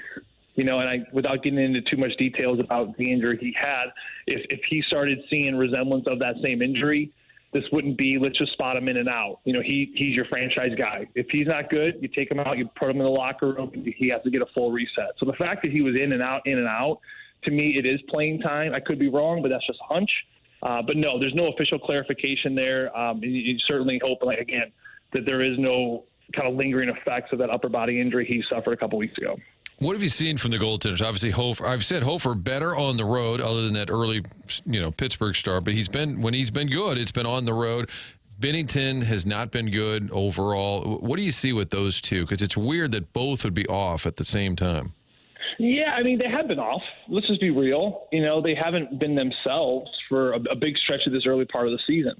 I know that Binnington got pulled in that last game against Washington. A couple games before that, he started looking like himself. It's been up and down, right? And, you got to be careful for all the fans out there and watching. You got to be careful looking at numbers and looking at goalies getting pulled because there's so much more depth that gets into that position that meets the naked eye. And, what I have observed in just, my 8th year of broadcasting now and certainly playing the game, but now I witness it on a different level, is that when a team is struggling in front of you, it affects the goaltender. And I'll give you one very clear example, and this is just one of many examples. But when a team is not defending very well, right, and you have a player coming down that right side, you're a goalie, you want to challenge that shot. You want to come out of your crease, and you want to kind of come out and meet that shot on the right side. Now, if a goalie feels like the team is not defending well, and we've seen stretches like this, all of a sudden they got to be thinking, okay, is the back door open, right? And if they're fearful that the defenders are not taking care of the back door, what are they going to do? They got to respect the shot, but now they have to respect back door. So it kind of plays a mind game on them where they can't commit fully to the shot because they don't know if the defenders, the guys that are on their side, have the back door covered. And a perfect example, you brought up the Pittsburgh game there, Marty. Joel Hofer allows the second goal in the game in the first minute. With Mantha on the back door. Well, Evgeny Malkin comes down on that right side. Joel Hofer does his job. He comes out and he challenges Malkin. And all of a sudden, Mantha's back door is wide open. Jimmy Snugger, he just missed an assignment. He's a young kid. It's going to happen. But Joel Hofer didn't do anything wrong in that play. But it does look bad on Joel Hofer. So, yes, the goalies haven't been sharp, but they haven't been as bad as people think, because this team has struggled with a lot of newness, a lot of inconsistencies. They haven't defended as well as they should. The penalty kill hasn't been very good. And now the goalies have to overcompensate, and they got to try to do so much. When the team is at their best, the goalies find themselves at their best too, where they know everyone around them is covered, and it really comes down to trust. I trust that the areas around me are covered, so when the shooter comes in, I can be on top of my crease, really cut down angles, and take on those shots. But you look at Hofer last night, that to me is what he looked like last year. That was the closest resemblance to what we saw last year, the way he played the puck confidently, moving it very well, making some big saves in that game. When that doggone Josh Doan on the power play is a 0-0 game in that first period, he has a backdoor tap in, and Hofer slides over, makes that glove save. And then about 2 minutes later, Matthew Joseph gets on the board with what ended up being the game-winning goal. It's little momentum swings like that, the timely save that we saw from Hofer last night, and you're hoping he can certainly build on it. Final question, and it's certainly a wide berth question, but I hope you know that I mean it from a point of sincerity, and I know you'll give me your honest thoughts on it. Is the team good? Yeah, it's a fair question, Tim. It's funny. It's like a kid asked me that the other day. Like, are the Blues any good? And I kinda was it one of your kids? Yeah. One of your 5 that you resent? Yeah, was this Shep again? No, he was still eating ice cream. It is funny. My kids are actually anti-Blues fans. I know it's crazy, but whenever strange admission. Yeah, whenever the Blues win, they come home the next morning. I go, Dad, the Blues won last night. I go, yeah, they did. Like, no. And then if they lose, they get all pumped up because they're kids. And hang with me here for a second. They don't see the game. They see when Dad's gone, right? So the more the Blues win, the more I'm away from the house, the more I'm working, the more deeper we're going in playoffs, and that's less dad they have. So they're obviously thinking a little selfishly here, but they're kids, so they correlate Blues winning with dad being gone more into the summer, which is more time away. So actually it's a very heartfelt thing, and we always kind of joke about it, but kids at school are pumped up throughout these playoff runs the Blues have been on, and our kids are devastated if they keep winning because they lose dad. But a kid at their school asked me that the other day, Tim, and it just kind of it stuck with me. I mean, you guys obviously are pros at what you do, and one thing I'm learning about, asking questions is sometimes it's just the simplest question. Sometimes it's like, can we dumb this down to ask a question like a kid would ask? And that to me is a very young but great question. Are the Blues any good? And I can take it in any direction. And again, I talked about this last week. I do believe they are, and I do believe something's coming. Is a move going to get made here at some point? Maybe. I think so. I think something probably needs to get shaken up a little bit.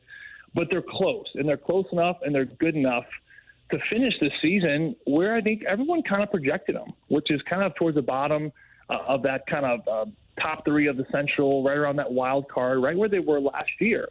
I'm looking at a team that has played really good and really bad, right? But when it's good, it looks really good. And then when it's bad, you're looking at, okay, what's the most important thing? These problems are fixable. Like that is everything. You have to ask yourself that question. Can these problems be fixed within this room, right? And you look at analytics, you look at chances created, you look at how they should have more goals than they have. You look at a player like Pavel Buchnevich. I mean, he's fighting it right now, but he's getting looks, right? But to me, that's a matter of one bounce going your way. I think Dylan Holloway is closer, right? This kid's going to be a superstar. He's dealing with that injury from last year that's still kind of get him. He's in and he's out a little bit. You just feel like they're on the cusp of something really, really great. And I think now with what I believe still is the best goaltending tandem, I think they're going to give you that save. I know the numbers don't speak about it, but it's not just about numbers. I was talking to Shane Doan last night, former teammate of mine. He's working for the Toronto Maple Leafs. He's a sucker for this goalie tandem too. He's like, they're just good. They're good, and they're going to figure it out. I just have a deep belief that this team is going to sort through it, and they're going to start to build upon something, and it's going to look really, really good. So, no, to answer your question, are they good? They are good. Are they good enough? I truly believe they are. There it is. Are they good? It was as simple as I could make it, and I got the answer I was looking for, Martin. What else can you do?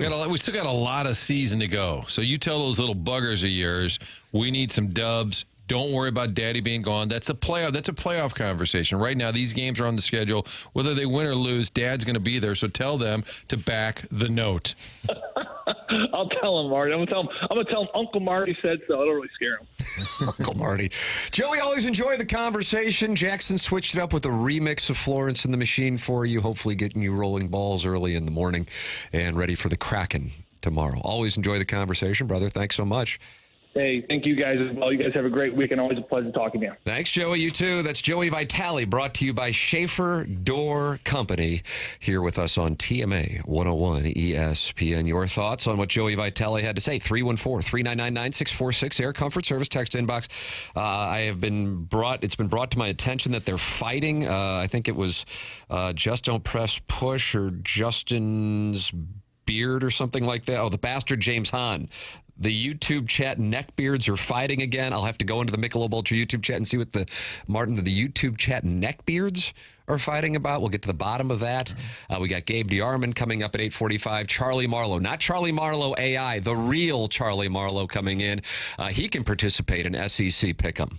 He's a ball knower. He'll pick for Doug. He He's loves that Ten. college ball. He does. Yeah. So we'll see. He'll be doing some Big Ten grooming when he gets into this room. Yes, he will. I don't think he has much to worry about this week. I think his squad's a 31.5-point favorite against Purdue. Yeah, right. I think they should be just fine. I doubt he's sweating it. I bet he'll be watching Iowa and Oregon, though. I bet he'll be watching that one. That's one to keep an eye on. Then you got the Design Air Heating and Cooling email today coming your way at approximately 10:45. Martin, you are a Design Air client, and you got Design Air coming to the house, too. Next Friday, they'll be installing a new HVAC unit. Yeah, we had Seth's team come out to the house, and much like Mr. McKernan, you got to find the right person to do it. They came out, great bid, and we know when it's Design Air, you're going to get that great service initially. initially, but also down the road. Anytime you have an issue, you just call Seth's gang over at Design Air, and this company has been around for more than a century, so you can count on them being here today, tomorrow, and beyond, and it's a great company. Employees like working there. That's always a good sign, too. Employees are satisfied with the workplace, and they all come out and do a great job, which you will experience. A lot of folks have done that, given us their reviews. Looking forward to seeing. I don't know which handsome fellow will be there next Friday. What about the bold and daring Adam? I can't wait. Can't wait to see all these. Although I'll be on the air, maybe they can send. Maybe this is dangerous. I'll say, Kim, can you go out and see what handsome fella is there with the HVAC unit? Take a pic. It's a little weird. We'll try to I've seen a lot of movies where that happens. And then we recommend the calendar that they could put together at Design Air. You can have beers with Seth. What a great company, great family. Family-owned business for over a century. It's designairservice.com. There it is. Email in the morning after at InsideSTL.com. This is TMA 101 ESPN.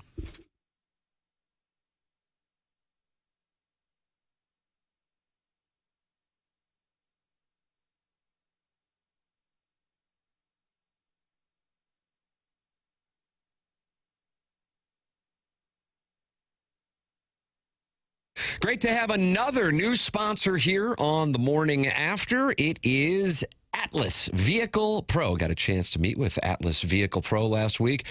Big time TMA listener, and wonderful to have them on board.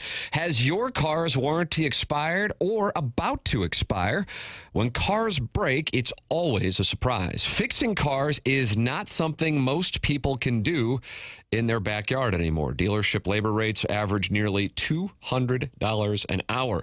The average repair costs over $1,500, while major repairs can run $3,000 to $5,000. Now, with Atlas coverage, you simply hand over your ID card, not a blank check. Atlas is your roadmap to vehicle protection. You can learn more at atlasvehiclepro.com. Protect yourself with Atlas Vehicle Pro. Go online at atlasvehiclepro.com or call 314-720-5990. That's 314-720-5990. And TMA listeners, as a fellow TMA listener is now advertising with us at Atlas Vehicle Pro, if you let them know you are a TMA listener, you get $400 off your quote. So let them know you're a TMA listener. Call 314-720-5990. That's 314-720-5990. Atlas Vehicle Pro.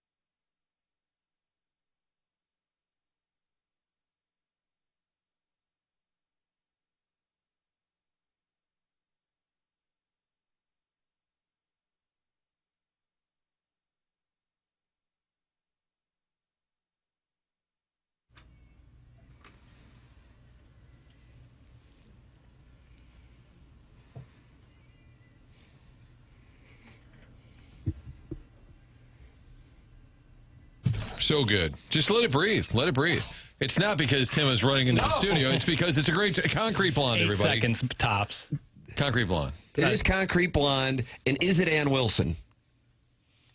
This is from the album called, Tim, of course, Bloodletting. Martin, we're going back to the opening of the show. When you ask a question and you get an answer, it's just not the answer. Well, I'm not a human encyclopedia. I don't know. You mother. Well, that's part of the job. And then producer Joe has been texting me about the song Joey. He sent me a different version, but I don't think he was listening at the outset. I was going to say to comment about his when he was idea referenced. for a second. I want producer Joe. Can you, if you could, Joe, just real quick call in. Quick question for you. But yeah, that's Concrete Blonde. I don't know about the Ann Wilson. Are you saying that she was singing it, Tim? Yes. No, that's what's her name? Is like Johnny Neapolitan or something. Johnny Neapolitan is the name of the female singer? That's outstanding. Okay, I'm sorry. Jeanette Napolitano. Okay, thank you. Distinct voice. That's a jam. Let Joey roll. And it's not Ann Wilson. I didn't know what you meant when you said Ann. There's a lot of references on the show that are sort of like out there. It was when the video came out. A lot of people. This was like was it 1990, Martin Jackson? Was it 1990? We're talking about what are we talking about? The song or Ann Wilson's peak? Yes.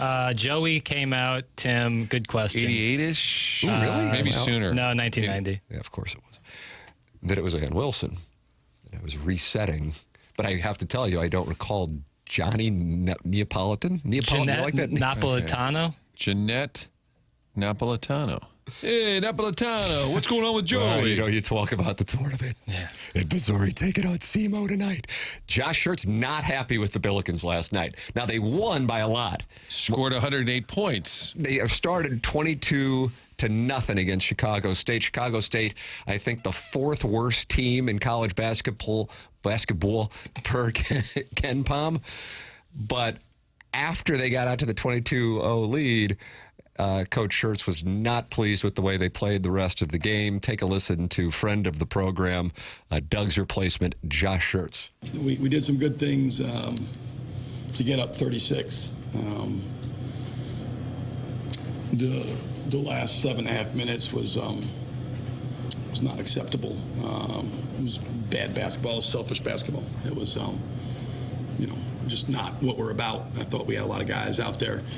Last 7.5 minutes, stat chasing, and we were playing defense as an interlude to get the ball back and hunt offense. So outside the 22-0 run, it was an even game. The rest of the 33 minutes, they scored 27 points from, we were up 96-59 with 7.5 minutes to play. They scored, 27 points the last 7 minutes. So,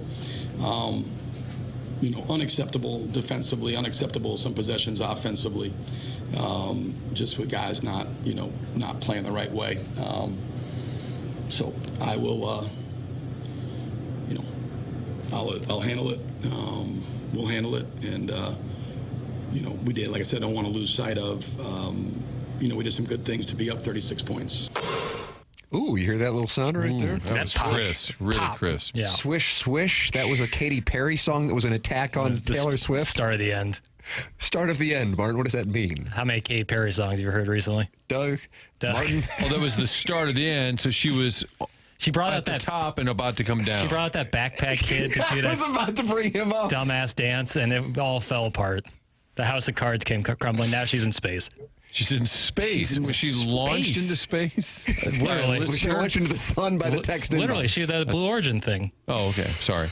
But so it's interesting. They had the 22-0 lead, and then they won by 22 exactly. Yes. So they were even after that stat chasing. He was not happy. And I do have to say, 26 points in the last 7.5 minutes, that does stand out a little bit. I like that. I like the fact listen, making this crystal clear. I'm not saying this is Nick Saban here, but one of the things, you'd watch Nick Saban, they're up 49-0 on the sidelines, and he's going crazy. I like it. I mean, take advantage of an opportunity when you win a game to try to make sure that you point out, hey, you won by a lot, but I wasn't happy with the way you played. And when the time comes and more legitimate opponents come calling, you can't have that crap go on. So I like it. I'm all for it. God bless. We definitely have way more depth than last year, and it was. And he likes the team, man. Yeah, it was disappointing last year because of the excitement of Robbie Avila. You still had Jimerson in his 12th year, and then you had Isaiah Swope, and it just, when they got injured, I think some guys left. You just didn't have enough players. So I would love for them to have a good year, be at the top of the A10 and make those games, especially when you get to VCU Dayton. Those are, packed houses. Just get the little buzz going again like they had. I'll say Jimmy Cruz, Going down. but he inherited the Majerus build-up. So we'd love to see SLU get rolling. Mizzou's got SEMO tonight. Papers, will you be tuned into that? Yes. Okay. Where are you going to watch it? What cocktail lounge? What speakeasy? Yeah? I don't know. Gonna kind of have to figure that out because it's. You don't want to announce it to the crowd? Well, it's an ESPN Plus situation. Not every place has that. I mean, if it's like not on, I can still follow along, but I'd like to watch it.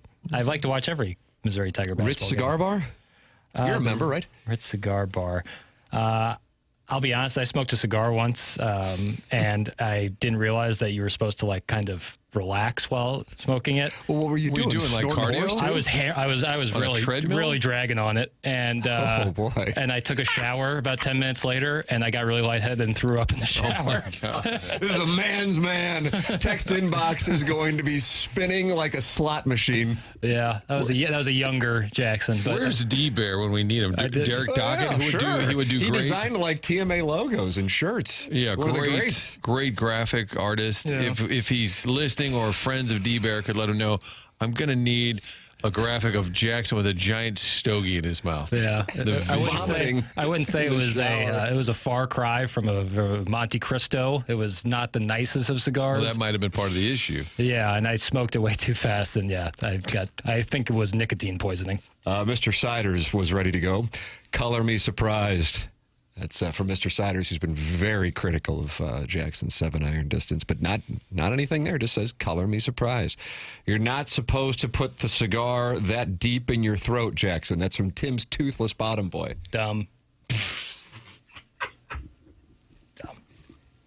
You know it's not dumb? The Colonel.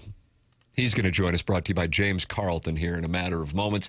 And then the real-life Charlie Marlow in studio in the Mark Hanna Evergreen Wealth Strategies 9 o'clock hour. That is coming your way. I think it's well known that it's difficult to get to me with the security detail. But if you do want to see me without a microscope, 5-iron is probably where I'm going to be on Sunday. The forecast is dreadful, and I'm going to want a ball strike, and 5-iron in Clayton is where I'm going to go with all of the TrackMan simulators that they have and the restaurant and the bar. It is perfect. The ultimate indoor golf experience, whether you're a serious golfer or just looking for a great night out. You'll love playing iconic courses on TrackMan simulators, enjoying chef-inspired dining and relaxing in a vibrant bar setting. Host events, sharpen your skills, or simply have fun. 5-Iron Golf is your new go-to destination in Clayton. They have 200-plus world-class courses that include Pebble Beach, St. Andrews, and Bethpage Black. And then if you want to hang out and watch the NFL games, they're all there on the screen right there on your simulator for you to enjoy while you play those courses, or you just practice, or like what I do, I just hang out with my boys and hit shots. It's super fun, no dress code, just golf. It's 5-Iron Golf at 5irongolf.com. And with Veterans Day coming up as a thank you to all veterans, 5-Iron Golf is giving a discount of 10% off a simulator bay for veterans. Use the promo code VET60 for 5irongolf.com. 5-Iron Golf at 8015 Forsyth Boulevard. It is incredible. A wonderful indoor golf experience with a restaurant and bar. World class. Can't tell you enough good things about it. I've fallen in love. They have memberships for only $169 per month. It's 5irongolf.com. Gabe DeArmond joining us next on Missouri A&M and the latest on the coaching search. He has more on that this morning. That's coming up next. Charlie Marlow in studio in the Mark Hanna 9 o'clock hour. This is TMA 101 ESPN.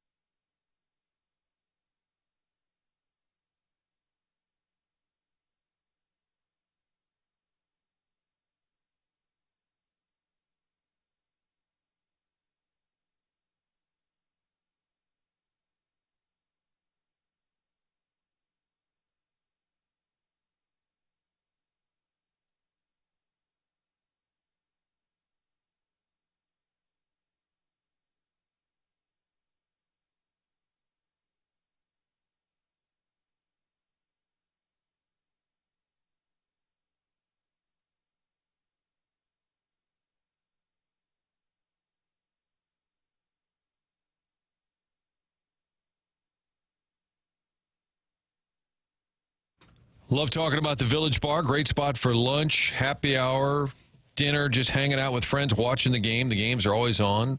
Two sides. Remember the Village Bar used to be that cozy little side to the right. Then they expanded. Now you've got multiple TVs all over the place. Just a great hangout. And on top of that, they are the home to 1879 Distilling. That's the barn out back where they started making these premium small batch liquors, including Red Barn vodka, the 1879 rye, 1879 whiskey. It does make a difference when you order a drink. Make sure you're getting the premium brand that you prefer, like 1879. They've won awards throughout the region. It's an homage to the early years of the Germans having distilling down by the river. They continued that tradition right out back at Village Bar. So it's more than just the cheeseburger, the waffle fries. Make sure you order a drink. Ask for the 1879 products. Ask for it when you're at the grocery store or at a restaurant.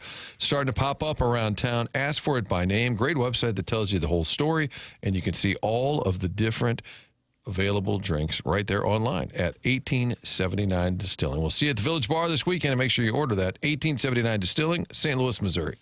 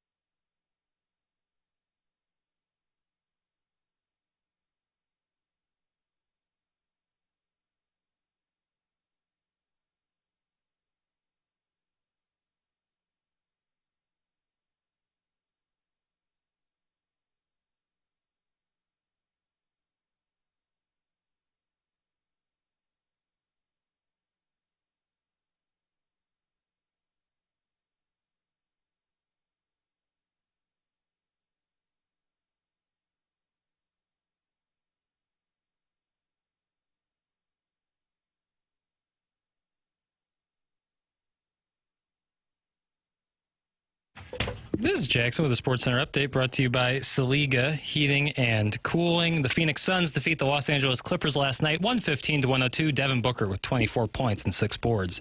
That was another SportsCenter update brought to you by Saliga Heating and Cooling, a Daikin heating and air conditioning dealer.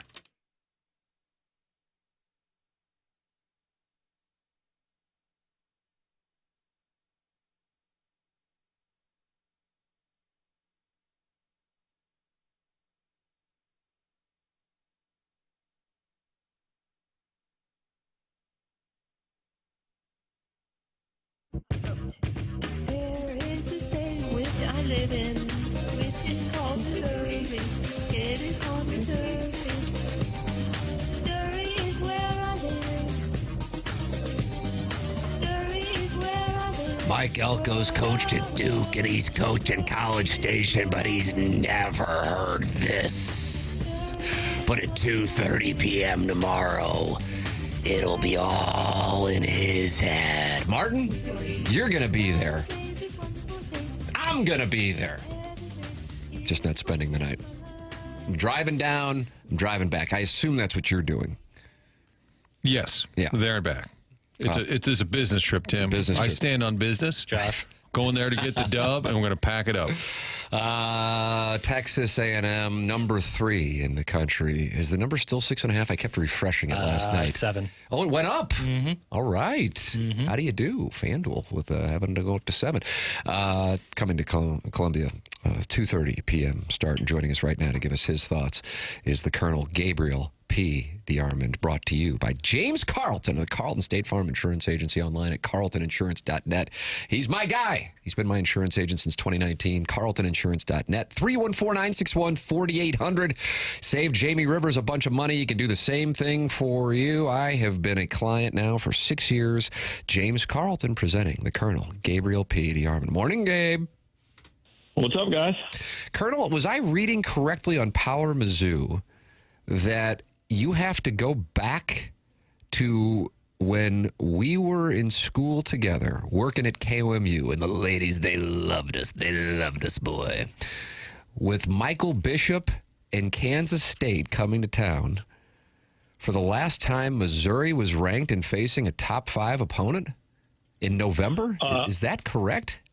I think somebody, look, I haven't verified it. Somebody posted on our board the last time Missouri hosted a top, I thought it was a top 10 team and was ranked itself in November. Was that 98 game against Kansas State, but I could be wrong. I don't know. That was a post that was on there, and I have done nothing to verify it. Well, that certainly is the model for our industry go with in it, Tim. 2025. So what I do is I just bring it up. But I just going from memory, when would Missouri have been ranked in November and facing a top 5 opponent? And I really do think that it probably would be 1998, which is kind of interesting to me because in my mind, I think, as crazy as this sounds, I think this is a really, really good Missouri team, and I did not think that last year. So this is not just like, oh, you went to Missouri, you say this all the time. I thought they were actually kind of bad last year, and were very fortunate to have the record they had. But this year, I think they might be getting overlooked going into this game. And when I see national analysis on it, Gabe, so much of it is focused on, they're kind of done. They're under their third string quarterback. But you made this observation this week on Power Mizzou and on your podcast, and this is something that I have been hammering this week as well. What if Missouri is better with their third string quarterback? And if I'm not mistaken, you said you think they have a better chance of going 4-0 with Zollers than you would have if they had Prabula. Am I correct on that? Yeah, I mean, he's got a better arm. I think he's probably a better passer. They looked better in the second half against Vandy. Now that can all change. I mean, A&M's going to throw everything at this kid, But yeah, I think Zoller somehow gives you a little bit of optimism, which again seems weird considering it's the third string quarterback, but. Like, we've seen that Missouri offense for the last 3 weeks, and it wasn't going anywhere. Like, it was not getting better. So this at least gives you the chance to get better. Now, the flip side, like, I understand the national analysis of this one because A&M hasn't lost this year, and I'm not sure I agree with your really good teams. Missouri hasn't beaten anybody good. like their best win is Kansas, maybe Auburn. I don't know, but neither one's impressive. Like they have not beaten a good team, so this would there are reasons to hope if you're a Missouri fan. But this would be leaps and bounds above anything Missouri's approached doing this. So my reasoning, I completely understand where you're coming from. My reasoning is, I think we would all agree, the most important position on the field is quarterback. And Missouri just has not had a threat through the air because of the quarterback. And it sounds like Drinkwitz alluded in his press conference on Tuesday to the fact that Pribula was banged up at some point in September, and so Zoller's got some work with the ones.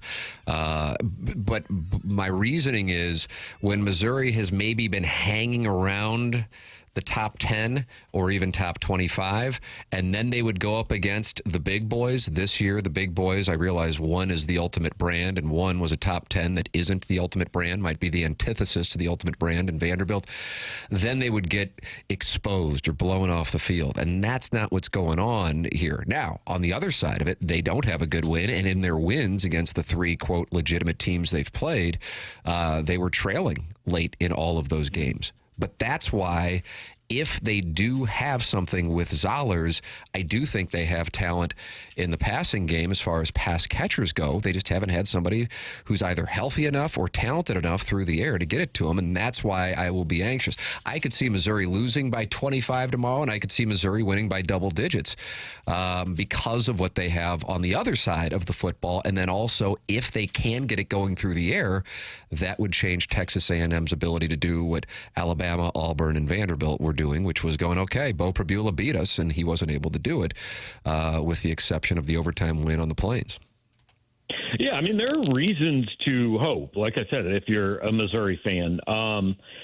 But as far as people who are picking this game and predicting this game, to me, fans look at it and have hope, and they should, and I get why. I mean, this is a Missouri team that has shown it can compete with good teams. It now needs to show it can beat one.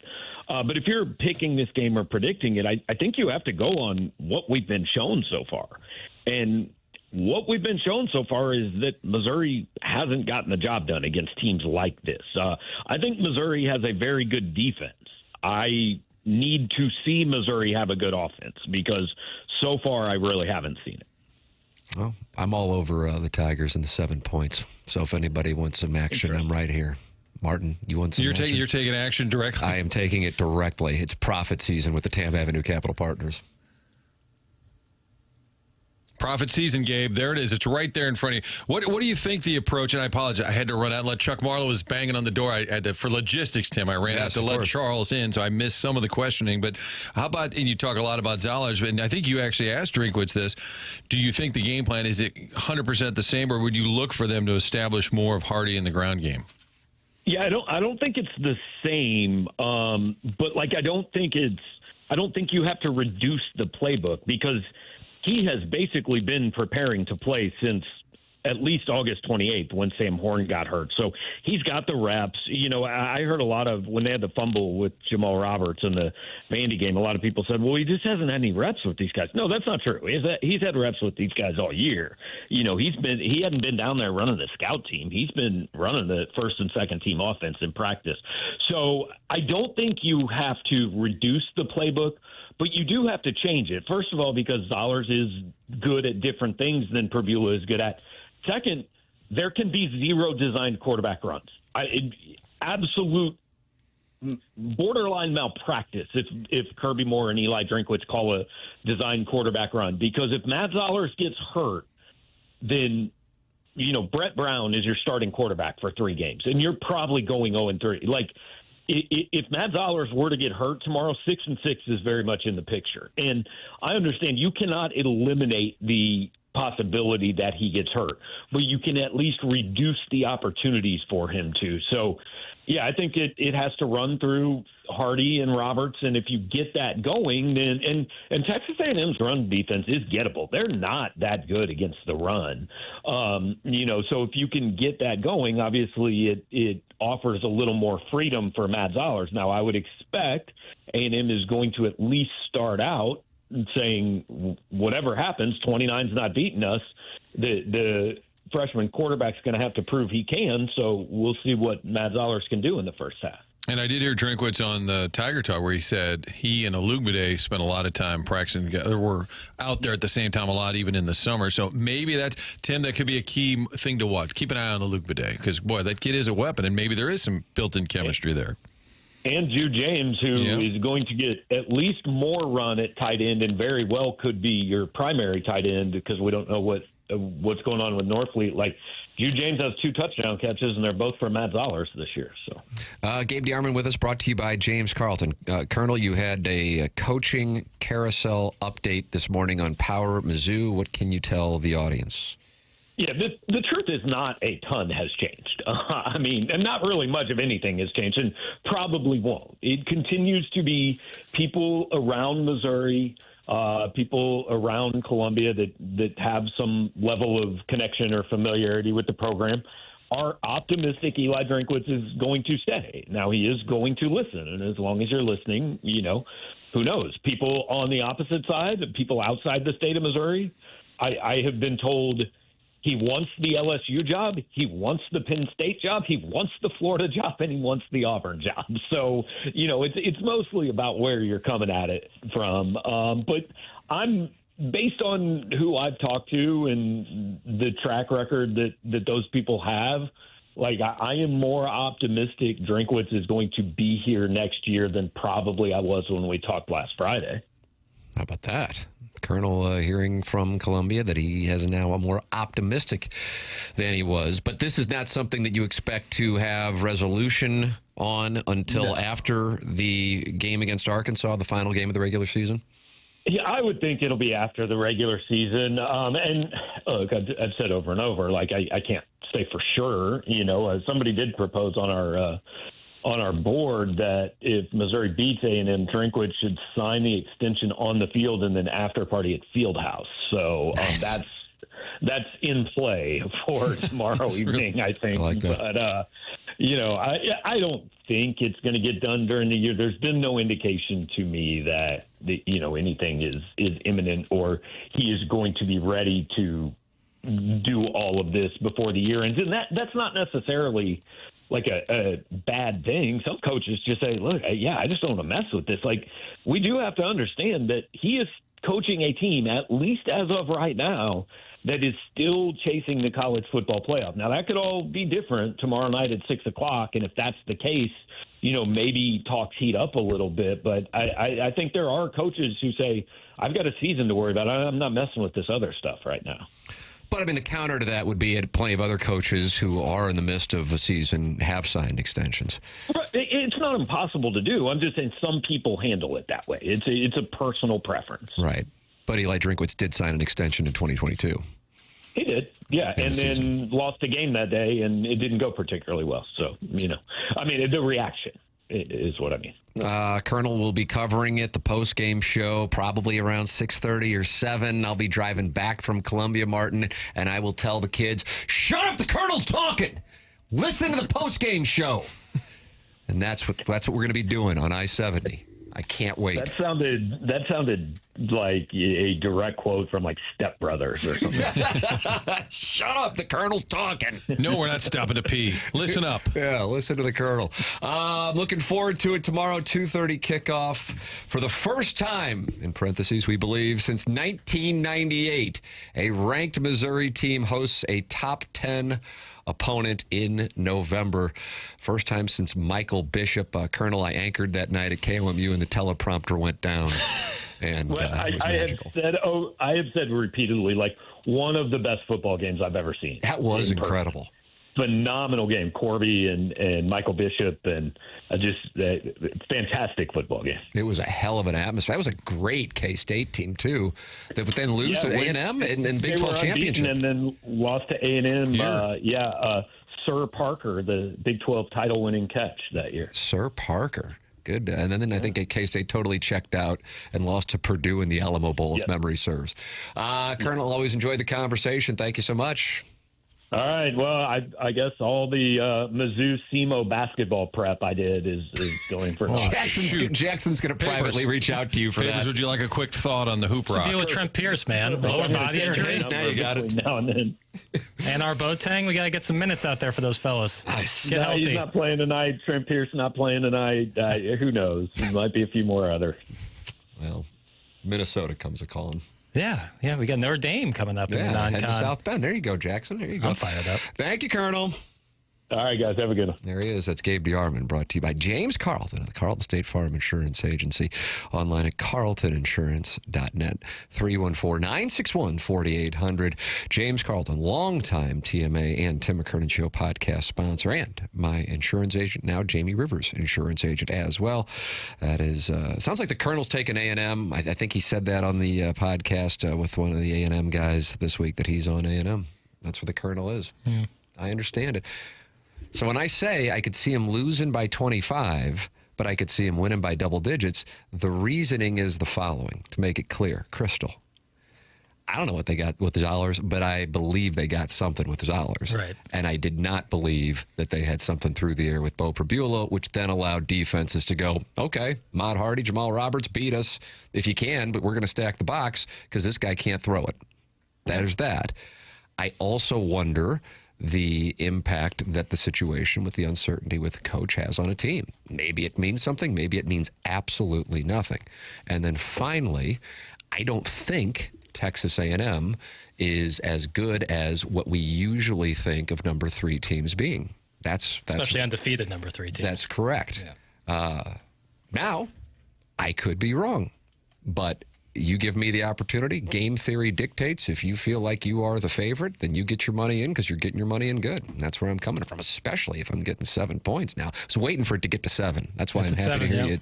Yeah, you can check that out on FanDuel. FanDuel, TMA sponsor here, and FanDuel is coming to Missouri on December 1st, and they have a wonderful bonus for you at FanDuel. FanDuel, Missouri, get ready. FanDuel, America's #1 sportsbook, is coming soon. And starting December 1st, new customers in Missouri can get up to $300 in bonus bets when you make your first $5 bet. That's a nice ratio. From touchdowns to home runs to three-pointers with FanDuel, any play can be the play of the game. Jackson, what is your play of the weekend? Man, I was telling you in the break, I really love Boston College, getting 10.5 at Chestnut Random Hill. play, but maybe you know something. SMU coming off that win against Miami, early kick. Boston College played a little bit with Notre Dame. I think there might be something there. It's just I don't think they're going to win, but it's too big a number.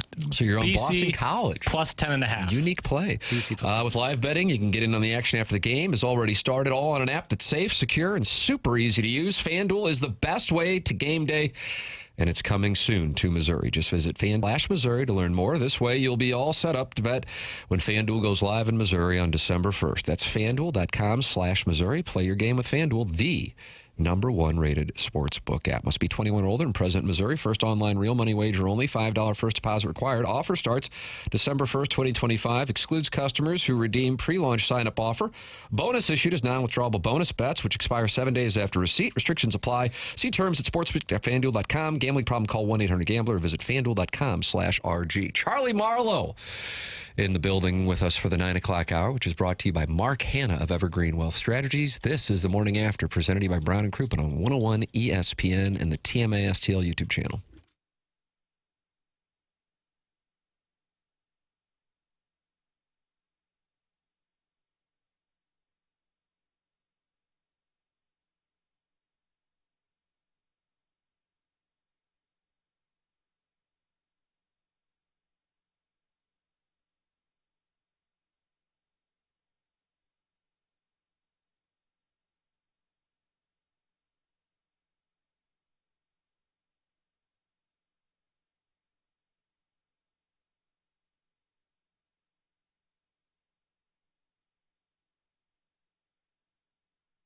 And now less than 3 weeks until Thanksgiving. It is right around the corner. And I hate when people say, can you believe it? But I actually kind of feeling that way this year. Thanksgiving has snuck up on us rather quickly here. And Schnucks is doing something about the prices. Yes, grocery prices have gone up.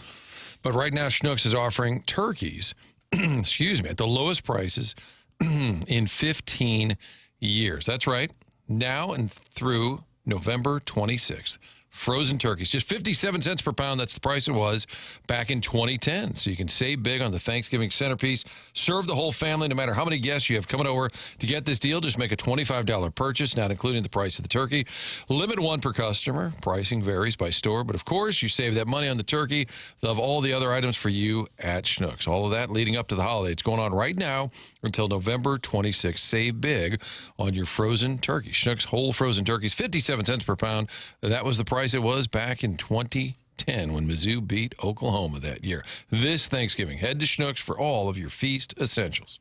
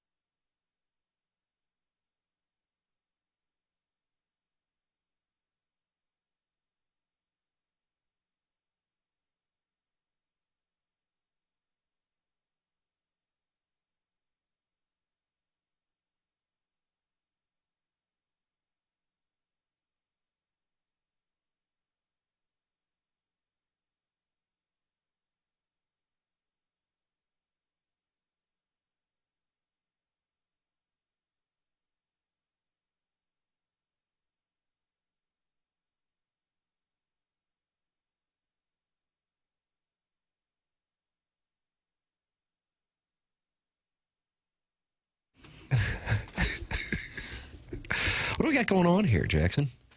Doesn't it feel like a Fergie Friday? Does it? That's what I felt. Does it feel I didn't know if there was some Charlie Marlow theme to this song that I was missing. No, not at all. Not at all. No. This is my jam. This turns out This it's is Charlie's Sisters with Voices. How about some SWV? I only know references from the 90s. I mean, Martin's like, what, 70s and 80s, but I'm 90s. Charlie Marlow is in studio here for the 9 o'clock hour. Welcome in, and Chuck. It is Great to see a you, buddy. wonderful treat. Great to It be is here. a wonderful treat here. The only to have guest I Chuckles can't in get on the studio. show is Chuck Marlow. And producer Joe. That's not true, by the way. I'm always good to call in. Driving in, it's 20 minutes away. It's not like the old Kirkwood studio. That's I can just right. go get a haircut That's and right. get some gas and do some radio. Yeah, And ride your bike. I was riding my bike for a decent amount of time, yes. Chuckles, it is great to see you. Tell the people what you are doing these days. What I'm doing is, I think the last time I was on, last fall, same stuff. Kenny Wallace YouTube and podcast, and NASCAR season just ended. I know you guys probably talked about Denny Heartbreak for Hamlin. Denny Hamlin. Heartbreak for Oh, my my guy, gosh. Yeah, Jackson a couldn't Buckeye believe it. fan, Denny Hamlin. But so now I have like a 3.5 month period where it's a little quieter. Although this is maybe the one NASCAR story that could transcend into the greater sports world. But we're probably going to have this lawsuit where Michael Jordan is suing NASCAR for monopolistic practices. So in December, that could be a huge deal. Well, enlighten me, I have to tell you. I'm So curious. basically, NASCAR is having their first real serious labor issue going on right now. Okay. So 2311 Racing, owned by Michael Jordan, Denny Hamlin, they are suing NASCAR, and they're probably going to win. So NASCAR should probably settle, but we'll see what happens. happened? What's the basis of the suit? So basically, that NASCAR is a monopoly. They kind of own a lot of the tracks. A lot of these teams are saying that they're not able to really make money year to year. They're investing so much in the sport.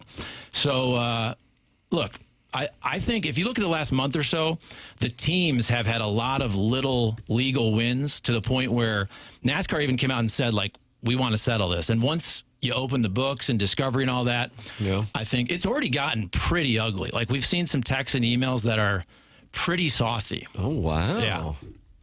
Turn your attention to NASCAR, Martin. Yes, in December. Will you do some emergency pods when this happens? Oh, Do you do for sure. emergency Oh, pods?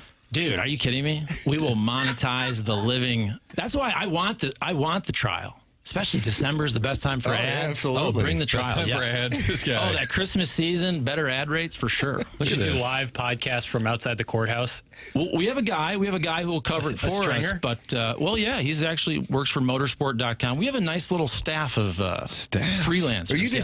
CEO? I would say co-owner with Kenny. Kenny's the talent. I kind of do all the behind the scenes, like, getting people to cover races and get us sound and get us podcasts and all that. Yeah. Did you ever think this was your path? If I told a young Chuckster in Peoria that you and Kenny Wallace would be YouTube powerhouses? Well, NASCAR specifically, because I didn't grow up a NASCAR fan, but I feel like also when you move around for TV and radio, you kind of have to adapt to whatever sport is big in that market. So when I started in the UP, I'm covering college hockey. Jackson, that sounds for Upper Peninsula. Upper Peninsula, Yes, up here. right? Yeah. Northern Michigan, Michigan Tech. You go to East Lansing, you cover Michigan State. You come here, you got the Rams, you got the Blues, you got the Cardinals. You kind of just got to have to adapt to your sport. So, and I like NASCAR, and I like the pace of NASCAR. I like a once-a-week sport. Oh, yeah. And you can watch the beginning for the national anthem. You can watch the first stage. You can watch the second. You come back for the last 20 laps. You can kind of do stuff while you're watching. This is right up your alley. Yeah. This is right up your alley. Chuckles, last time you were in here, it was fresh off of Ryan Day losing to Michigan, and the thought process was inevitably he was going to lose his job. And then the Buckeyes go on a tear. And now I feel like he is one of maybe a handful of coaches who knows he's not going to lose his job. It's amazing how quickly things have changed for your Buckeyes. What is your analysis of things in Columbus? Very happy about it. It was never anything personal with Ryan Day. But to be fair, and this is where Ohio State fans got a lot of crap for this. And if you really look, there was almost 4 full years. And I love Ryan Day, but he didn't really win a big game. for almost 4 full seasons. I've looked this up. It's about 52 games. Didn't beat Michigan. Didn't win a college football playoff game. People were, in my opinion, Martin, the Cotton Bowl. Well, yeah, that was a big one, obviously. We can get into that because it really ruined their season the next year. They didn't do much. But look, he went from essentially losing all the big games. He lost to Michigan. He didn't make the college football playoff and win any of those games. To now he wins every big game. He wins every single one. No. He totally flipped the script, so people are happy. And that's all you got to do is just win a couple games. Like either beat Michigan about 50% of the time or win a national championship, and those are fair standards to me at Ohio State when you have top 5 rosters every single season. Can you tell, considering they really haven't, and this isn't a shot, I got nothing against Ohio State. If anything, I love a good dynasty. Can you tell if they are really good this year? No. Okay, good. I think that's a reasonable response because what's their second biggest win next to Texas? Washington's actually pretty good. Yeah. I watched that game. Ohio State has only played one competitive fourth quarter, really, and that was Texas. Yeah. The Washington game was pretty competitive through 3 quarters. They pulled away in the 4th. Illinois was never really competitive, and if you watched the other day, last Saturday, that was competitive for a half. Ohio State boat raced them in the 3rd quarter, and it wasn't even a game in the 4th. So, yeah, the schedule's pretty light if you're being fair. Now, last year, they played Oregon regular season. They played Indiana regular season. They played Penn State when Penn State was pretty good regular season. Oh, yeah, Penn State was in the Big Ten championship. Yeah, not good this year. A play away from the college, a play away from a rematch with your boys. Yeah. How good do you think Indiana is? Are you buying it? I am now. I always thought Indiana was a paper tiger. But if you go to Oregon, is there a better win this season than at Oregon? 10-point win. What would the second best win be? A&M at Notre Dame? Bama, Georgia. I guess it could be. I'm really not sold on Georgia, but I guess it could be. Weirdly, Florida State beating Bama. Yeah, it's a nice play. But if you're talking about going on the road, specifically, that would have to be it. Yeah, and then they skull pound teams like your guys do. You know what I mean? They don't mess around. Their tightest game was at Kinnick. I'll be curious. I was telling Martin, I figure Charlie will be more locked into Oregon and Iowa than he will be Ohio State and Purdue. Now that NASCAR is over, I'll have some more time to watch more games and all that. But I do think there's also this narrative about Ryan Day shortening games.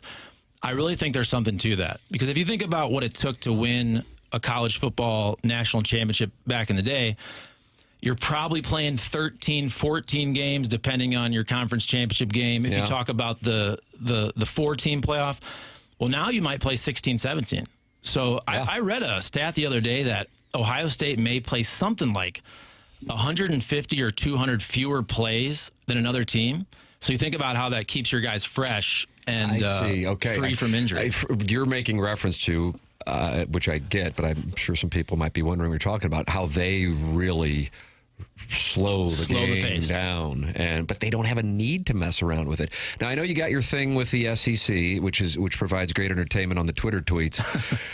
I would imagine it's, though, a little, I don't know, frustrating is the right word, because in the SEC, for the most part, it's every week. It's like it doesn't matter because there are 12-ish teams that are pretty damn good, and the Big Ten has expanded, but that expansion has led to a top-heavy conference. How do you feel about it?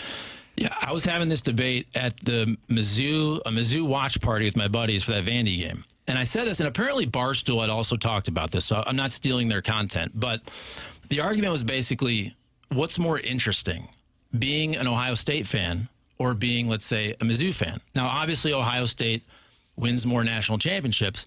But for me, as I'm not a diehard anymore, so I look at the Ohio State schedule each year, and there's usually only about 4 or 5 games that I'm like, I'm going to watch that game. And this year it was Texas.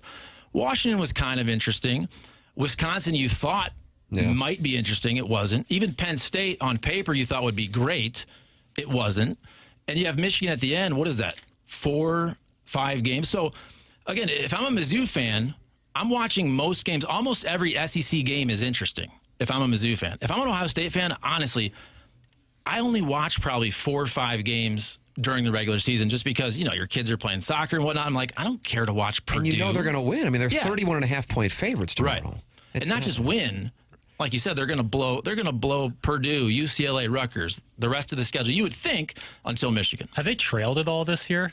I was thinking. I don't think they've trailed at all at any point this season. They might have trailed like 3-0 to Washington. Okay, something like that. Was it 3-0 at like almost a half, right?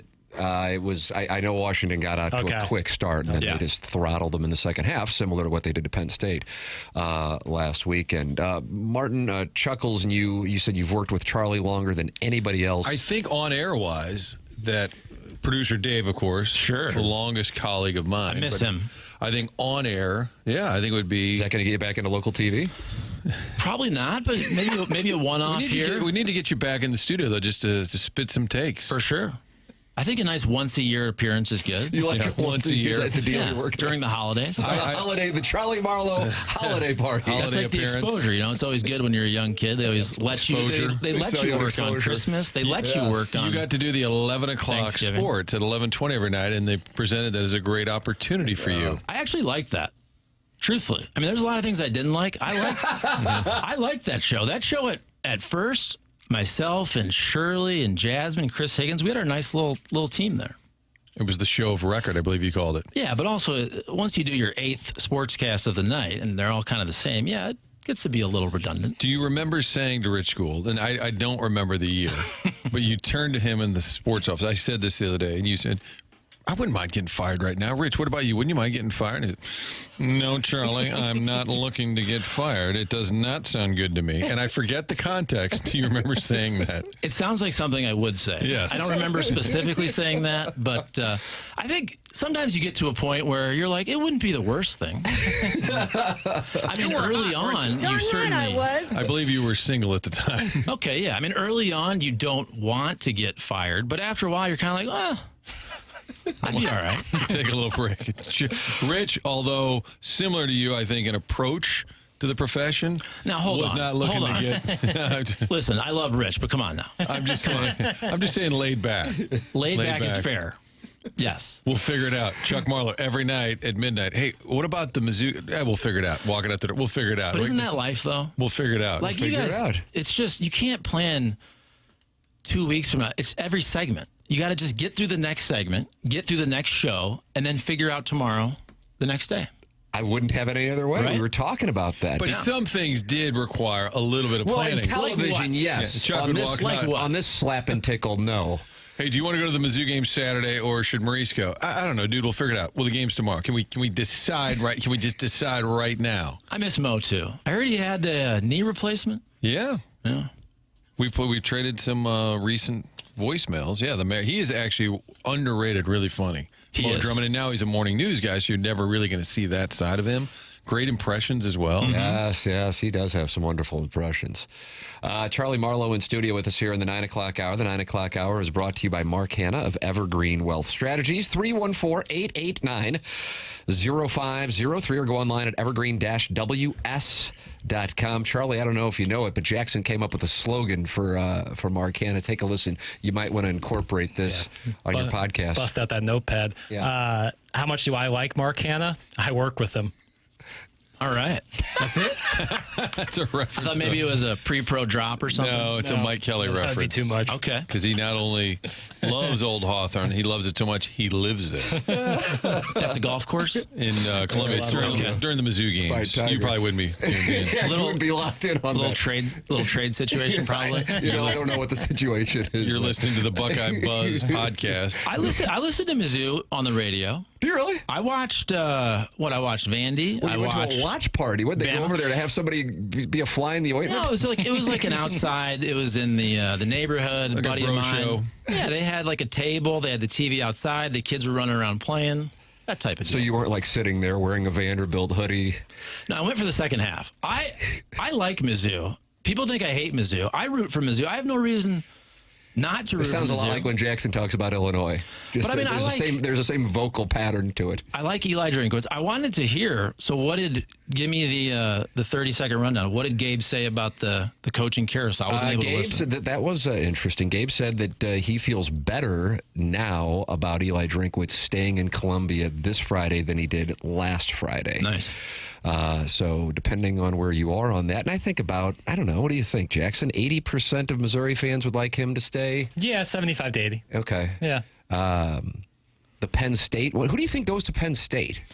So I have no clue, first of all. I will say this, and I changed my mind on this, because I was thinking about the tiers of the coaching jobs.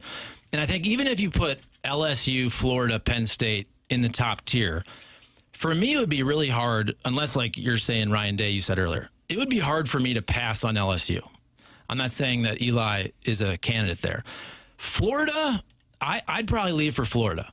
I kind of thought initially Penn State, but then if you think about it, is Penn State a great program? Is it a blue blood type, or is it a school that Joe Paterno made a great job for 30 years? Because if you look at their tradition, they don't have like an Ohio State tradition before Joe Pa or after. You know, I kind of look at them like Clemson a little bit. Clemson won a natty, in like 1980? But to me, Dabo made Clemson a great job. Clemson, to me, is not that destination job, but Dabo made it one. Mm-hmm. I follow you on that. So if I'm Eli, I would probably leave for Florida. I think you could make a case that, is Penn State enough of a jump from Mizzou? I don't know. Wow. I mean, I don't know. Missouri fans would love hearing that. Well, do you think, I mean, can you go to Penn State immediately and have a chance to win a national championship like you could at LSU? So here's I don't think what so. I think the difference would be for whomever it is. It doesn't matter who gets that job. Here's Penn State's schedule next year. Marshall, Temple, Buffalo, as in the Bulls, Maryland, at Michigan, Northwestern, Minnesota, Purdue, Rutgers, USC, Wisconsin, and Washington. And then you go through Missouri, and they have to travel to Georgia. They have to travel to Ole Miss. They host Texas. They host A&M. They host Florida. I feel like I'm leaving out another big one. You got it there? At Ole Miss. At Georgia, at Kansas. I mean, I'm not saying Kansas, but it's at Kansas, whatever. Yeah, Texas at home. And you're dealing with however many programs who all have their eyes on the college football playoff, whereas at Penn State, how many in the Big Ten realistically next year? I mean, hey, Indiana came out of nowhere, so it can be done. Don't get me wrong. But I wonder about that. And then also if Penn State's going to commit a certain amount of money that Missouri wouldn't. And I don't know that to be the case, but just for the purpose of the conversation, that would be it. So, and I can't remember exactly, but I remember reading that one of the reasons James Franklin was fired, not just the bad start this year, but some of the boosters were basically saying, look, yes, they got to the college football playoff Final Four last year, but look at their route to get there. And what was it? Was it SMU and Boise? Yeah. I can't remember. It was SMU and Boise State. Okay, so think about that. They had the easiest route ever. It's easy to say, yes, Penn State got to the Final Four, but Ohio State had to play Tennessee and Oregon to get there. Penn State did have a kind of a walk in the park to the Final Four, and so I understand the argument of, yeah, but we still didn't really beat anybody. Right. And here's the thing. I look forward to Penn State, that game, usually as an Ohio State fan, but I think James Franklin was 1-10, if I'm not mistaken, versus the Buckeyes. So he hadn't really beaten anybody. Yeah, he got him one time, like 15 or 16. Something like that. And that's the thing. So you're bringing up, I believe, that Eli Drinkwitz hasn't really beaten. Now, Gabe DeArmond wrote yesterday that when you look at top 10 wins, it's not like people beat top 10 teams. That's why they're top 10 teams. I think the place where I would go to make the case would be he has not beaten a team while in Columbia yet who has finished with a winning record in the SEC. So the criticism around the SEC of not buying into Missouri, which is 100% fair, is Missouri has been the beneficiary in the last few years in particular of a favorable schedule and not dealing with, say, what Florida dealt with this year, what Oklahoma is in the current spot dealing with this month. And so they've stacked wins, and yeah, they're 10-win seasons, but they're doing it against kind of the back-end teams. Oh, I think that's all fair, but I'm putting myself in Eli Drinkwitz's shoes. Are you going to be 5 years from now on the short list for these blue blood jobs. I think everything you said was fair. And the argument I made yesterday was, if I'm Eli Drinkwitz, and this is no disrespect to Mizzou, but Mizzou is not a tier 1 job. It's a really good job. But if you go to what we'd call a tier 1 job, Florida or Penn State, you either succeed, that's great. If you fail, there's a very good chance you can go back to a Mizzou type job. And the guy I brought up was Rich Rodriguez. It hasn't worked out great, but he was rolling at West Virginia. I was there when he got the Michigan job. It was a nightmare. He was horrible. I don't think he had a winning season. That was a disaster. But he fell back to Arizona. Then he did a little whatever coordinator type stuff, and he's back at West Virginia. Now, I'm not saying he's been hugely successful, but you can get those, whatever you want to call it, tier 2, tier 3, top 25, job. Mizzou's a really good job, but it's not LSU. It's not Florida. So if I'm Eli Drinkwitz, this may be my only opportunity to get a job like that. And I hope that's not the case. I hope he has Mizzou rolling for the next 5 years, but there's a chance they don't have back-to-back double-digit win seasons. And 3 years from now, maybe he's not being discussed for these similar jobs. And when you look at the schedule next year, that could lend itself. And even though it's 6 years now that he's been there, I feel like to sell it to your fan base, it's really about tomorrow. If they beat Texas A&M, then all of a sudden the Florida fan base is like, oh, boy, we got to get that guy. There's so much truth And then to they that. It lose. is a It's like, wide I don't delta. know. That guy, one game, even though he's been there 6 years, one game to me will swing the whole. And a lot of it is fan-driven, the buzz, because these ADs, I think, react to kind of the noise. If all of a sudden they win, they beat A&M, and it's impressive, and the whole country sees it, all of a sudden Penn State's like, who's that guy again? Yeah, we got to call him. And Florida's like, you know what? We're moving him a little higher on the list. And then ego comes into play. They're chasing you, and it's hard to say no. Chuck got me to leave Raider to come to 5-9. It was a disaster. But he just kept. What's your percentage? I believe the person to blame is not Charlie, but he is in the studio. But Chuck kept saying, dude, we'll have a show. Come on. And I go, no, I'm good. Come on, dude. We got to just wore me out. And What's your percentage? Horrible. What's your percentage? Every night. What's your percentage? You're going to do it? What's your percentage? And then we turn that into a segment. But it's amazing how Drinkwitz's future, I think, is really tied to this game. Yeah, I agree with that. But look, if you're Penn State, for example, I'm looking at your chat. Somebody brought up Brian Hartline. I like the Buckeyes. If you're Penn State, you know Brian Hartline can absolutely recruit. That's become wide receiver U with LSU. He's a coordinator this year. He's got unbelievable talent. I'm not saying he doesn't have a hand in this, but if you're Penn State, would you rather have Eli Drinkwitz and his resume or Brian Hartline's resume? I might take Eli Drinkwitz. Sure, I would imagine that that's the case for most Penn State fans. If you fire somebody, you want a validation that you can get a big name. Now, I don't know how big of a name Eli Drinkwitz is nationally, but when you're going and getting a coordinator, that makes people sit there and go, okay, I thought we could have done better. We got a break. Charlie Marlow in studio, 9 o'clock hour. Mark Hanna, Evergreen Wealth Strategies, sponsor of the 9 o'clock hour here on the program. Charlie looking at that Michelob Ultra YouTube chat where 296 friends are in there and gathered and talking it over. Michelob Ultra, the sponsor of our chat on TMA. Michelob Ultra, 95 calories, 2.6 grams of carbohydrates. The weather today, we were talking about this off air, glorious. Beautiful. And tomorrow it's supposed to be pretty nice as well. It's going to be in the 70s today. I mean, just optimal. Go out and enjoy it with a Michelob Ultra. It's only worth it if you enjoy it. Michelob Ultra, sponsor of the YouTube chat here on TMA 101 ESPN and the TMA STL YouTube channel.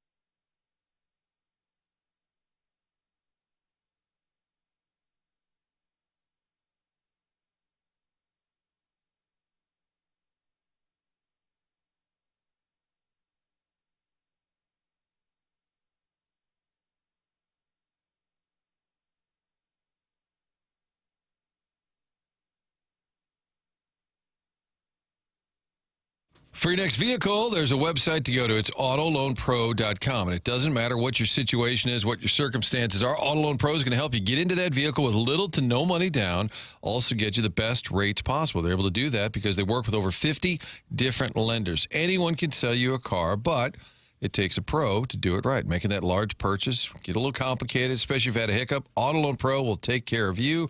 Get online at autoloanpro.com. They're part of the Lita family. Also on that website, the free playbook will educate you on the process, the credit industry, how it all works, also help you get into the car of your choice in the future. One website does all of that. The only thing to know is to choose the pro. Autoloanpro.com for your next vehicle. Doesn't matter the situation. Get online, download the free playbook, and get a new car.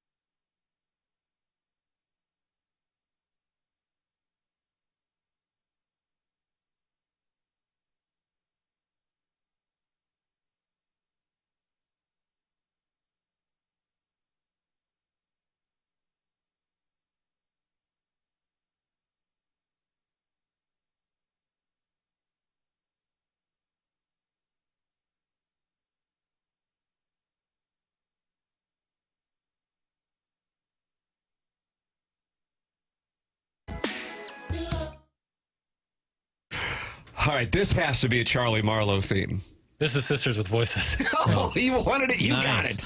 Who was the previous artist of the other Fergie. song? Oh, that was Fergie. Fergie Okay. Friday. Clumsy. Fergie Fridays. So Fergie used to be married to the one actor, and now Josh isn't? Duhamel. Okay. And now she's single. That's correct. I guess. Is she my age? Is she 43? Ooh, let's is take a she guess. 50? Is she? I'm going to go over on 43. I'm going to go feel real good. If you set that number at 43, I'll bet your bankroll. Yeah, I'm betting. Yeah, it's over. That's over. Yeah. It is. 48.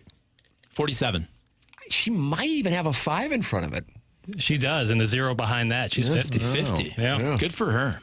Tim, how about the inbox from the first segment? Happy birthday. Good for her. That's like a. Hey, she like made it to we're 50. changing the topic in the sportscast. The graphic over the shoulder changes. Good for her. Now on to the Cardinals. She's still alive. The GOAT is back. That's from Martin. You're the GOAT. Is that in a good way? Because remember, GOAT was a bad term. That's true. When I was coming No, up, but now now it's- GOAT is a good term. Jackson says he's been goated. Charlie's goaded. See, there you go. Welcome back, pool pisser. Yep. I freaking love you, Charlie Marlow. How about that? Thank you. Love to hear you back on the waves. Yeah. Would have loved to have had Jeff Ablin, but Charlie's good too. That's fine. I miss Jeff too. I miss seeing. That's the thing I miss about the media is just kind of seeing the random people every once in a while. At the games. So who do you see now? I see all your kids' friends, parents, all that. Kids' friends. Taekwondo and soccer and basketball. And it's good. It's all good. Yeah. But, just neighborhood folks. It is true because when we worked there, we never hung out. Right, one time I think we went out for drinks like once or twice. That's surprising. I got to tell you, that surprises me. Well, on the road though. Yeah, we'd have. Of course, after the broadcasts were over. Yes. Of course. Chuck and I were at the World Series in Texas and in Boston. And you guys got after it there. Well, I think in Texas we were staying in the middle of nowhere, but there was a TGI Fridays next door. I think it was Applebee's, but we went. Yeah. It was the only place open after we're the last station on the air. A lot of opportunity. No, that was fun though. Come on, I'm not gonna. Hey, look, I'm never gonna complain about covering a World Series or a playoff run for the Blues. Obviously, the Rams never did that. But I'll tell you what, those Rams trips. I know our guy Rennie Knott. I know Rennie Knott has been going through some things, and I feel for him. But Rennie Knott and I had some just amazing times. Hotel bar. Going to hotel bar, Seattle, Arizona. Just watching college football all day, maybe having a drink or 17. I mean, literally sitting at the same bar and having like 3 meals, watching maybe 10 hours of college football. That's the best. It was great. And then, Jeff Fisher. Jeff Fisher, of course, would do the 2-night stays for the West Coast. He said it was for prepping the team. Really, he wanted to go out and hang out. But that was great for the media. God, 2 nights in Phoenix, we'll go Seattle. even earlier now because there's some fires in Arizona and we don't have any travel issue. We'll get there Wednesday. We'll give the guys Thursday off. And every night, Friday night, everybody gets there. You would see Jeff in nice, crisp jeans, some nice shoes or boots, that nice button down, and he was going out. He was going to go have himself a little meet pony. Some people. God bless him. For sure. God, I didn't realize he had the 2 nights. On Saturday. Well, Jeff Fisher made the 2-night stay for Arizona, Seattle, San Francisco. They did a San Diego I was about trip. to say, you probably had a San Diego in there. Yeah. It was Oaktown. Rennie Knott and I, we really bonded. I was single for a lot of that, so it was a fun time. I saw Rennie in here. Not that it's not great to be married, too. I mean, that's great, too. Exactly. Of course. Saw Rennie in here. You and Rennie did a program. I always say, and I know I've told you this, but for the purpose of on the air, when we were at 920, one of our many stops along the way. I mean, these are big-time stops. I hope they don't come off as a humble brag.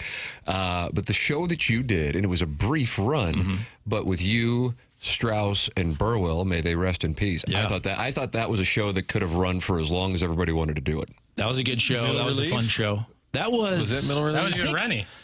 Middle Relief was you and Rennie? I think Middle Relief was Rennie and I, and then Rennie also that's when he started having health problems. Because it was I remember it was that 2013 SEC championship game where I was out there, Rennie was out there, and I think he had to maybe get help walking. He had a big heart issue around that time. Yeah, blood clots, I thought. Yeah, and he had to have a whole procedure. But yeah, you guys were doing a show together. Yeah. You and Burwell and Strauss, they called you Flip because you were Phil Pressey handing out the ball. But that was not a compliment.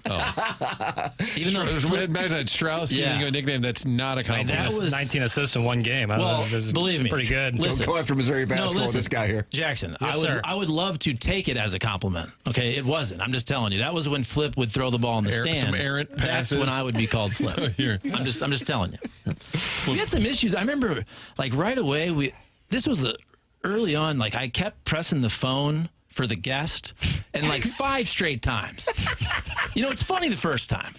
And then the 4th, 5th time, I'm actually pissed. Yeah. They're still laughing. Right. I'm like, no, this isn't funny anymore. Can I get the guest? It's only going to make them laugh harder. Right, exactly. It happens 3-4 times a month for me. Jackson experiences this regularly. That's where Flip started. Dude, when the phone doesn't, when the guest drops on the phone because their connection sucks, you as the guy who's taking the phone call just have to wear it so much. And then the guest comes back on, they're like, what's your producer doing? I was like, no, it's because you're in the middle of nowhere trying to make a call. There were so many bad sports radio moments, especially on the AM side. Yep. We'd have some issues, and Slate would have Costas on a lot. And I just remember they'd be on a remote somewhere, and they'd drop off. And you're driving around, and you just hear Bob Costas, Hello, guys. Is anyone there? Are we still on? He's literally talking. You have Bob Costas talking to himself because the remote had, Billy's Beer Barn dropped, and he's just talking out loud broadcast. Well, speaking of technology, my job now is I have walked the greatest NASCAR drivers and owners and crew chiefs through their technology. I'm talking to whoever it is, Darrell Waltrip, Rusty Wallace, maybe a wife, maybe a daughter. Hey, can we get the StreamYard? Hey, can you get a mic? Can we unmute yourself? So I'm talking to the greatest NASCAR drivers ever, and I'm walking them through their, downloading Chrome on their laptops. Who's the biggest NASCAR name in your phone? Ooh, good question. In my phone, well, this is topical. Mark Martin was just with Kenny the other day. That was Wednesday. We did 2 hours of content. So we're releasing it in 6 videos. So Mark Martin's up there. Yeah. Is he a NASCAR Hall of Famer? He Probably. Is. Now, his deal is he never won a championship, but he's one of the greatest drivers. Kind of like Denny Hamlin. Denny Hamlin to never win a championship. And Mark Martin speaks for the fans. He's the voice of the fans. Again, I don't need to get all the way into NASCAR, but NASCAR's really in a very interesting time because their whole sport, everything about their sport, the lawsuit, the raceability of the car, and their playoff format are all being really questioned by the fans to the point where they're probably going to change all of it. So that's all I'll say. If you can, Chris Pondoff is probably interested in that, but it actually is a really interesting time to follow NASCAR. Minute Bowl eligible. We can move on. Will Charlie ever cover high school motorsports? High school motorsports. Wouldn't that be nice if they had a NASCAR for No, I don't really want to cover that, to be honest with you. Charlie, isn't it nice to be back? Because Bourbon Bob is in the Michelob Ultra YouTube chat and says, any chance we can get back to sports or something that would perhaps engage the listening audience? I just did a minute. I was trying to go as quick as possible. I mean, what do we say next topic? They want you back, and then you come back, and then immediately, Martin, they come up to you and they William Wallace you. Speaking of Mr. Scotland over here, I'd like to go on that trip. Mr. Yes, Scotland. Mr. Scott. And then you tweeted, "Hey, I want to go. Why don't you come along, buddy?" The problem with Scotland is it's full of Scots. Nice Braveheart reference part 2. I would come along. That'd be great. I'd like to go do the whole. Travel with the group? Well, what do you call the lineage thing? We did the 23andMe. Oh, ancestry? Yeah. Check out your I think I'd have to go to Cork. Oh, County Cork? More Irish than Yeah, God bless. We'll have a talk about the troubles. Well, bring him on. Bring Chuck along. Come on with us. That'd be fun. The Air Comfort Service text inbox was thrilled to have you back, though. It's great to see everybody. Yeah, the people are thrilled to have you. Right away, they all say, Kevin Demoff, professional liar. Their greatest moment in local TV history, according to the text line. It might be. How do you feel about owning that? It was just an accident. You know what's funny? It's not even that funny. The least sincere apology on the air, by the way. Yeah, that was great. I won't say exactly, and I shouldn't even incriminate anyone that might be in the studio, but every once in a while, I would make a funny, we call it a graphic, and I obviously wouldn't air it. But I would do it just for somebody in the office to look at. And it would be sometimes, again, nobody sitting in this room. Right. But it might be really inappropriate, as guys sometimes do, maybe in a group text. That's right. But it never aired. So I would do stuff like that, and that could probably really get you in trouble because there's probably a file that lives there, even if it never airs. But I think I did something else a couple times purely for morning after listeners, like an inside joke. And maybe one or two people on Twitter might have got it. And that one I was just trying to be funny, and it just blew up because of Twitter, basically. Like nobody obviously cared. Like I don't think anybody on the TV called in. It was just, it went viral on Twitter. I might have been the one responsible for that. It's fine. It's all good.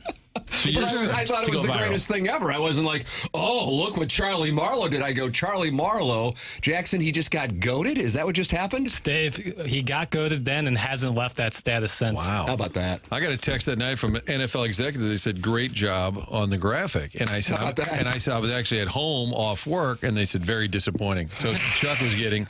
I thought it was Rich Cool. I started getting people texting me at home. I just assumed it was something Rich would do. But what you're saying is for fun, like you'd have a graphic, we would type it in to Jeff Fisher, and underneath it said, likes to leave on Wednesdays. Sure. Or something way worse than that, but yes. Never beats the Niners. Or what, just kind of cheeky. And then, I would say, yeah, beyond cheeky, but yes, it's for fun. It's like it's your guys' group text. Like you have fun, you joke around. It was never going to air. by the way, Chuck, the texter says that Lydia Moss Bradley will be getting pardoned by Trump later today. Is that correct? Hopefully, yes, I've heard that.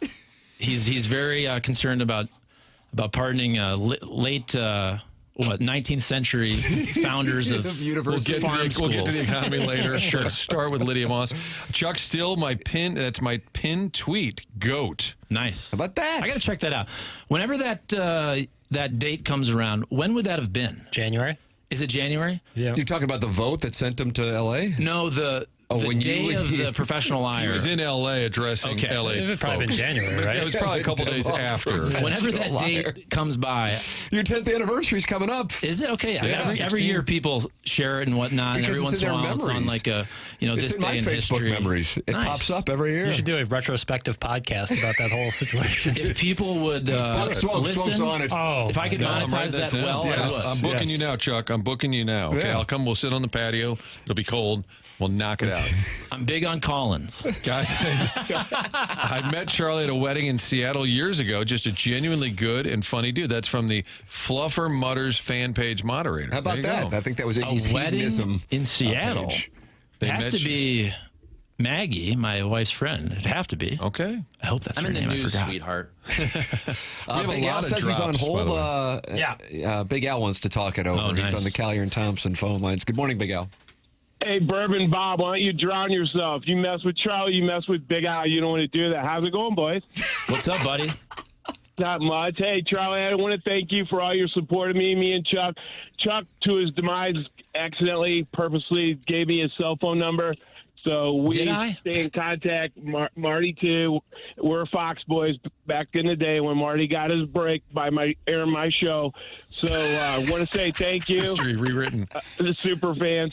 And Charlie, I told you Mizzou's going to lose 3, didn't I? And Vanderbilt was the first one. 2 more to go, at least.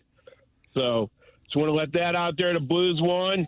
Looking good. And, hey, Marty, could you spot me for that Scotland deal? I'll pay you back. Oh, there you go. So, then why not? Yeah, we'll get Big Love Al. you guys. Have a good one. Thank you, Big That Al. was a See you, hit, buddy. hit and Big run. Al. How about that? Usually, we'll get Big Al on there incentivizing the trip for the listeners. Wow, yeah. And Can you imagine Marlow. the people that are kind of on the fence and now they hear Big Al's going? There you have it.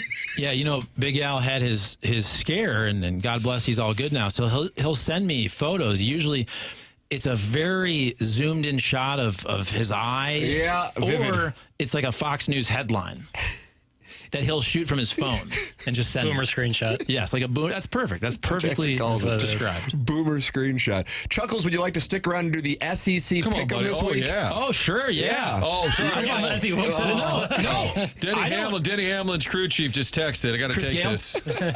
What's Chris Gabehart last year? I don't watch any of the games, but I will pick the games for You sure. really don't watch any games? Dude, I said I watch Ohio State when they play a good team.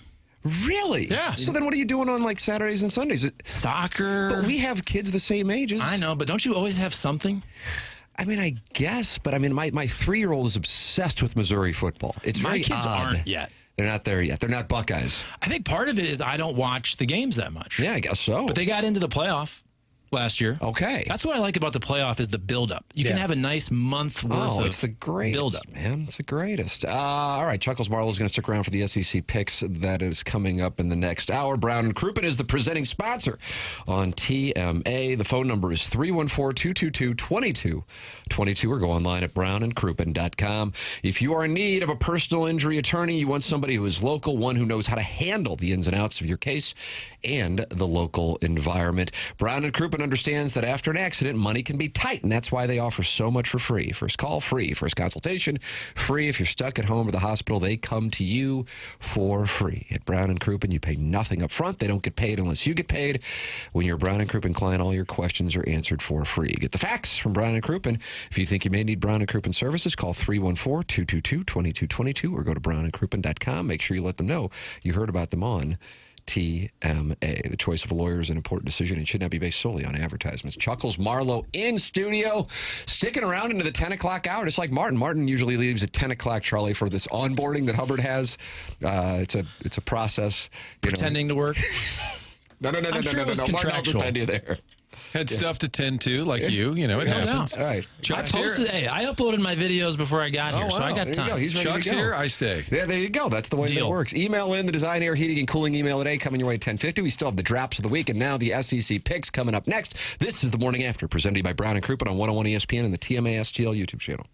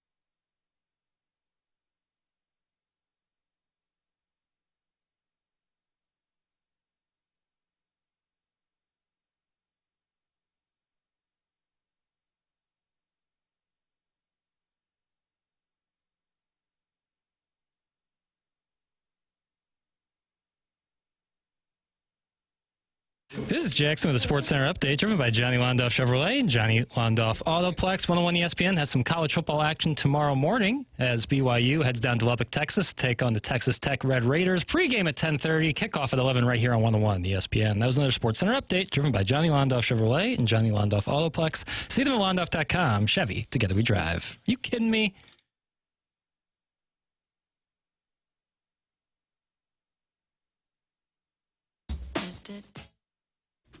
Oh, Charlie, you love this. Oh, yeah. Tom's Diner, Suzanne Vega, remix. Tom's Diner. Yep. Great song. Jackson's just playing all your requests. I like this. I know Charlie likes this one. Was this late 80s or early 90s? Well, the original was in 84. Okay. And then this is the remix with DNA. With DMA. DN. DNA. N is in Nancy. Yeah, in 1990. Doug, Nancy, and Anna? That's correct. That's Where's actually Doug, by the way? Greg Vaughn, his youngest son's getting married tomorrow. Oh, congrats. How about that? Where's that? Is that around here? In St. Louis, yeah. Congratulations, Doug. Yeah, so he is And Greg. today and Monday. Charlie Marlow in studio here. We were joined by Gabe DeArmond and Joey Vitale earlier in the program. Miss anything podcasted via the Schaefer Door Company podcast. Schaefer Door online at SCHAEFER Door.com. That's Jason Gosrow, longtime TMA sponsor, and we're grateful for his support. Support the sponsors. That's the name of the game. Any garage door issues, make sure you go to SchaeferDoor.com. They set up a number specifically for TMA listeners to call or text. That number is 636-782-3608. That's going to get the quickest response time. You hear that garage door chain snap, and the next thing you know, you are stuck. Not with Schaefer Door. Go to SchaeferDoor.com or call or text 636-782-3608.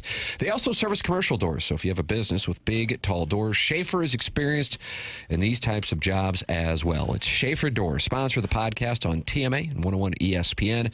Schaefer Door, a CHI overhead door dealer. Jason Gosrow and Schaefer Door online at SchaeferDoor.com. Jackie Papers, it is time to do our SEC picks of the week. We have Big Ten representation in here this week with Chuckles Marlow, and this is what it's all about. This is how you determine the strength of a man, how he picks games. Sure. So we're not men because based on our results. No, Who's winning? I went 6-2 2 weeks ago, but then bounced back with a bad week and went. I guess it was 3-2. I didn't realize Texas was given 3 last week. I thought I went 4-2. So the we pushed on that. I got standings. Tim is 11-8-2. Martin is 5-8-1. Because he missed last week. Doug is 9-10-2, and I am also 9-10-2. Okay. So nobody's doing That's against the number, though. Well, Tim's above 500. Yeah, he's covering the juice, but you know, we'll get there. Okay. We'll get there, Martin. Stick to the process. Yeah, trust the process. And who's playing? And you got to have a gambling sponsor, right? FanDuel. You okay, better I was going to say that before I figured that was it. FanDuel, you better believe it. So that's where these numbers come from. Ladies and gentlemen, it's our pleasure to present to you Little Jackie Papers and the Commodores, not the Vanderbilt ones, from Night Shift. All Jackson, go ahead. Let's get the ball rolling here. Georgia heads down to Starkville to take on Mississippi State. Georgia is a 9.5-point favorite on the road. Tim, where are you at? I love Jeff Levy because all he does is cover spreads. He might even get a win straight up this weekend. Chuckles, I'm going with the Bulldogs of Mississippi State, not Georgia. Plus 9.5. I saw this stuff. Is Brandon Walker going to be there? No, not at the game. He was pro-Missouri a month ago. Now he hates Missouri and their fans. Denied coming on the program because F Mizzou is this exact quote. Yeah. I'll go Oppo. I'll go Dogs. All right. You're going... Why not? The Georgia Bulldogs. The Georgia Bulldogs, correct. Right. I can't really name a player on their team, but Gunnar Stockton. Gunnar Stockton, there you go. 9.5. Martin? Georgia for Martin. I also like Mississippi State at home. I love a home dog. Next one is the game everyone's got their eyes tuned into, Chuck. That's the Citadel in Oxford at Ole Miss. That's just a light 53.5-point spread. Ole Miss is favored by 53.5. I'll break the news to you now. I think the Citadel can cover it. Wow. So typical I like the SEC, just a cupcake game randomly in November. Hey, most teams play those cupcakes at least in September. It is weird when they have these at this time. What is the number again? 53.5, Tim. 53.5 I'm writing down in the spreadsheet. Yeah, 53.5. I'll go Citadel. All right. I love their style. I love, what's their nickname? The Fighting probably Shrubs. like the Knights or something? The Fighting Shrubs. Stump Mitchell went to the Citadel. Martin, who do you like? It's such a big number. And I feel like the Citadel, respectable institution, that lane might just ease up just a tick. I like that. Citadel. God, now see, if I take the Citadel, then they don't cover. Then that's guaranteed. That's the problem. We all were on Oklahoma, or no, we were on Tennessee last week against Oklahoma. I saw that worked out, Charlie. I'm going to take the Citadel. I got to take the Citadel. It's too many points, 53 and a half. Ole Miss is one of the only schools, your Buckeyes certainly are one too, as is Indiana, that is just in with winning. They don't need to do anything style-wise, so I just don't think they're going to mess around with it. I'll take the Citadel, so now Ole Miss is going to win like 70-0. I like Martin's play, though, that they're a service academy type, right? So you respect them. You don't run up the score. Yeah, you only beat them by 48. Correct. That didn't stop 46. Notre Dame last year against Navy. No, it did not. That's a Notre Dame problem. Texas A&M. This is actually the game that locally everyone will be focusing on. Texas A&M heads to Columbia for a 2:30 kick. They are now a 7-point favorite on the road at Missouri. Charlie, I mean, this is a big moment for you. It is a big moment. The new quarterback, is it Zollers? Matt Zollers. There will be a statue of him outside Faroe Field. I liked his style when I watched that Vandy game. I'm going to go Tigers. Look at you. I don't know if they win. I feel like they've kept these games close. Yeah, they certainly have. I'll go Mizzou. I agree that it'll be close. So you like Missouri? I like Missouri to cover. I don't know if I can predict. We got a problem. Because you want to say the same thing. Yeah, and I know where Papers is. You think that, but you'd be wrong. Oh, this guy's on the 4th level? Every damn game, the big game, I pick Missouri because I'm just like, I'm riding with my guys, and every time they lose. So this is purely a superstition play. I am on the Aggies. Wow. You want to be wrong. You want to be wrong. Desperately. I hope that's the one wrong play on my card. Martin, who'd you go? You're going with Missouri? I went with Missouri to cover. I think if they do lose, sorry, True Sons, but if they do, I think it'll be close. I love Missouri in this game, but part of it is I'm just not sure how good A&M is. Maybe I'll come out of it and go, holy crap, A&M's for real, but A&M had to fade Arkansas and Fayetteville 45-42. They only could put up 16 against Auburn, and also since the Florida game, they've been without Le'Veon Moss, and I realize he's probably not a household name. You're nodding. No, I've never heard of him. I was pretending. I was about to say. I can't name one player on most of these teams, but I'll be locked in once the playoffs start. I'll start watching. What's your Saturday? Are you watching like the Xfinity series on Saturday? Sometimes. Connor Zilic had a hell of a year. And he won over at Worldwide, too. Yeah, Big Z. He did. I would put money on the Missouri on the money line, but I'll just be so happy that they win. I don't even care, so I don't need to like lose money if they were to lose the game. Missouri +7, love it. And it was my lock of the week on the FanDuel spread zone. All right, different set of Tigers. They head up to Nashville. Auburn at Vandy. Vanderbilt is a 6-point favorite at home against Auburn. Interesting. So, what? Vandy just lost? Yeah. They just lost. They were getting blown pounded. out. Then they came back and made it close. Really had an opportunity with an onside kick that was rolling around, Chuckles, but they could not recover it. So Texas winds up winning 34-31. Auburn just fired Hugh Freeze. Sure. So you got that going. Legend. Yes. New coaching from his bed. That's right. Look at me. Using phones to call God knows who to come take care of his recruits. I'll go with Vandy. All right. Chuck likes Vanderbilt. Martin? They need a statement win. They need to skull pound somebody to get back in the national conversation, get people excited about their game. I think Vandy, yes, covers.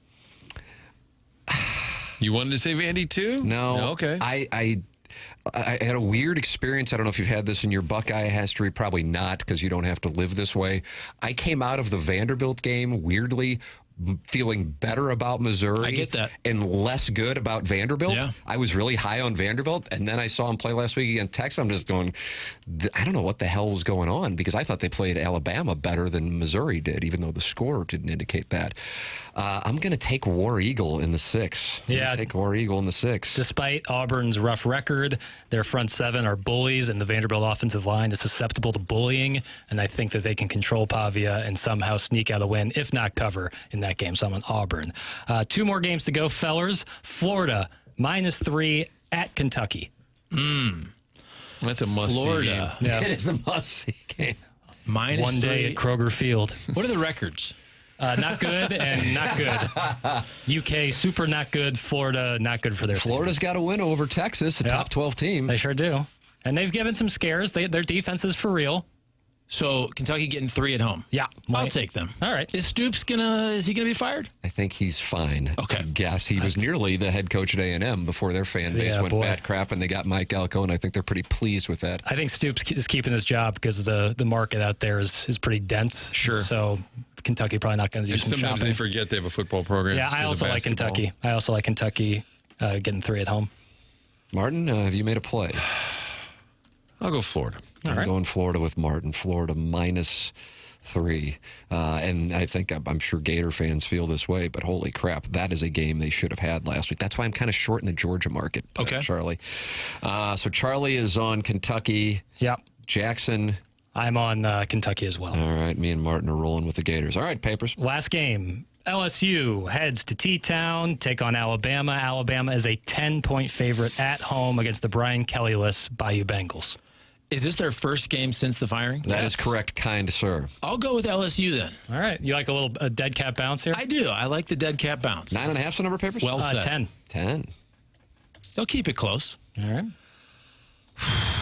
Martin's in the tank. I can hear it with the exhale. He's in the tank.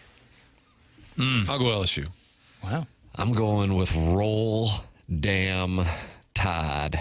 Yeah, I don't think there's a number big enough where I'd be scared of this. I'm all in on Alabama. Really? Yeah, I think that I think LSU is done. They don't have a running game, and Nussmeier, for whatever reason, just can't get it going. He's through not the air. good, and I think Alabama is getting stronger by the game. I think they smoke them. But Brian Kelly not being in the room is a uplift for the team. I think that might have flipped them, but it doesn't make up for the talent differential. What about the statement he put out that his kids both got advanced degrees there? Did that help? Yeah, Jackson, did that change? Oh, you mean his family? My family. You think he'll coach again? Wouldn't you? I tell you what, Michigan State, he makes a lot of sense. If Michigan State wants to move on, well, he's Grand Valley State. He's Central Michigan. I think he's 64. He is 64. Don't you want to have one more try? Makes a lot of sense with the Spartans. That's all I'm saying. What about Pat Fitzgerald going to Nittany Land? Ooh, I like that. I think Coach Kornfeld dropped that on us Yes, like he a month did. ago. He did an exclusive interview with Reese Davis and Pete Thamel on that podcast. Gary Kornfeld did about cutting me, but that was 3 years ago. This is on the College Game Day podcast. Man, Fitzgerald's an impressive guy, and he strikes me as like a perfect Penn State kind of guy. I like that. Yeah, it's a good play. That'd be my play on that. And one. he would just love to hammer Northwestern, his alma mater, given the chance. Well, I mean, it's kind of like the Duke lacrosse thing. He was he said, I can't go into the settlement. But all I'm happy to say is I was vindicated, and Northwestern basically had to apologize. I like when somebody gets the social media nitwit community gets exposed, but then they never get their comeuppance. I mean, don't get me wrong. I bet he got his comeuppance to the tune of 8 figures, maybe more, and I'm sure he's pleased with that. But remember, he was getting taken down, and then all of a sudden it was like, yeah, it was proven that he actually didn't. I've actually, wasn't hazing incidents. Berating players, or it was actually that he? I don't know about. Wasn't it like shower stuff? That he was knowingly in with the Northwestern approving hazing, it or yes, calling for it, right? kind of. Going through the gauntlet? And yes, that's good. I That believe. also is in You there. can Google that. And That's how to Chuck his got in credit, here he's today. like, F this is my reputation. And he sued, and there was a settlement that he says, I cannot disclose the numbers, but he said, I absolutely feel vindicated. And so a guy who had to resign or get fired in shame will probably be coaching again next year. Good for him. F that crap. I love that. Now, even though I do think he's vindicated 100%. Can Penn State? They have a history. They do. There's some things. That's the thing. They got some things there. That's the I'm thing. just wondering, do you have to totally stay away from anything of that ilk? That's the thing. But who has the moral standard anywhere now? Like I don't know. I agree. I don't know if it matters. That's why Urban. How is Urban not coaching? Come on, people have done way worse. Do you have any random plays for any of these jobs that are open? Jim Tressel. Tressel. I love the fact every time I drive into Ohio, I love the fact that I look at that Welcome to Ohio and it says Lieutenant Governor Jim Tressel. And not to get political, but I wish he would have went against Vivek for the governorship. And he kind of said, no, Vivek, I'm going to let you do your thing. I would have loved to watch that. You would have liked that heads-up You know play. what? Jim Tressel is my favorite all-time coach in the history of sports. My guess is Jackson doesn't like Jim Tressel. I love Jim Tressel. You have a problem with the sweater I vest. love the sweater vest. Oh, you like the sweater vest? Yeah, it's a I feature. thought you don't like PJ Fleck. He doesn't wear a sweater vest. He wears quarter zip and tie underneath. Weird. Jim Tressel is Like the a greatest. cardigan. He's the greatest. I love him. I don't care what he did. Tattoos, lying. Nowadays. I don't care about any of that stuff. I love the dude. He beat Michigan every year. He took a program that lost to Michigan my entire childhood. What about John Cooper? Well, he won every game but Michigan. And where's he, Jim the lieutenant Tressel. governor? Is he alive still? John Cooper? I feel like he passed I know recently. Martin was looking at him as a surprise guest. Yeah. Second question problem. Yeah, John Cooper. I think he Loves Jim recently Tressel. passed. Still alive. Oh, nice. Take it back. Good for him. 88. 88. Who did Good I for write down? him. There's a Gary Condit or John. Who would you guys rather have, John Cooper or Gary Condit? By the way, I also met Chuck at a wedding. It was in Hilton Head. Boy, you get around, Chuckles. Even taller and more scrumptious in person. How about that? Former Nobody's ever said TV that about bad me. boy. Yeah. Former TV bad boy. All right. I remember that was a great wedding. Yeah. And then a lot of chances Charlie will take his shirt off. There's about 8 of those. Yep. On air here? More SEC talk. How pathetic, Tim. That's from the 618. Yeah, he doesn't like college, which is Who's really that? surprising. This is a gentleman who texts in, and I guess texts in going back to Brad Thompson being on the fast BT was lane. Brad And I think he's kind of well known amongst the 101 community. We have so many people that hate us that Sure, he doesn't doesn't really necessarily stand out. Yeah. I just know he doesn't necessarily care for higher education, which again, alarming. Just in Charlie, general. I think in general. Yeah. I think in general. Chuckles, thank you so much for stopping and sticking around for extra Yeah. time. Great to be here. Great to see all of you. Love you, listeners and texters. And A lot of call support. me anytime. A lot of support. Now, if you're here every Call day, me. You hear that, Martin? Call Well, no, me. I'll drive Capital in every C. once in a while. But I'm always, on the phone. If the Buckeyes go on a nice run, we can talk it over. And I'll actually pay attention to the game. What if you have to go up against Missouri in the playoff? I would love that. Look, listen, I have nothing against Mizzou. My whole argument, Mizzou fans have gotten really mad at me 2 times. I took the side of the kid who picked Mizzou in a stupid show this year, and everybody crapped on him. And I'm like, all the dude did is he said he thought Mizzou was going to lose. Drinkwitz went after the guy? Yeah, I didn't know that. Yes. Yeah. And I'm like, the dude just, what do you want him to lie? We talked about That's that stupid. too. Yeah, and then the other thing is, all I said, win, lose, or draw. The second that spread came out 2 years ago, I said, take Mizzou. It was like 7 to start. That game doesn't matter. If you're not in the college football playoff, it doesn't matter. That's just all it is. I'm sorry. Win, lose, or draw. The college football playoff is the only thing that matters. Other bowl games don't matter. I'm sorry. I would have said the same if Ohio State won. You have unanimous support in this room, That's all I'm too. saying. But as 2 Missouri guys here, and Martin, I don't know how you would be characterized by the audience. I don't know if I'm a you're Mizzou considered- fan. I mean, I was a kid. You're in we the used to- orbit. Uncle Jerry All right. would take us down to the game with the tiger tail hanging out the of the tiger back. tail. Yeah, it was a big thing going down and watching That's games. a polarizing topic amongst Missouri fans to not credit that win. Well, I'm not crediting it. If you're going to play a game, you should win. But to act like that's beating Ohio State, it's not the same when your quarterback's in the portal, when you have opt-outs. It's just, and I would have said that if Ohio State won. And Do you I've think said Marvin that. Harrison Jr. was scared? I think he was right. scared, and that's probably told why you. he hasn't had a good start to his NFL career. See? Is That's he right. sat that game out and he's rusty? Yeah, that's right. Yes. Chuckles, wonderful to hear from you. Thanks for coming in, brother. Yeah, great to see you guys. There he is, Thank Charlie you. Marlow, not AI, in person. This is TMA 101 ESPN.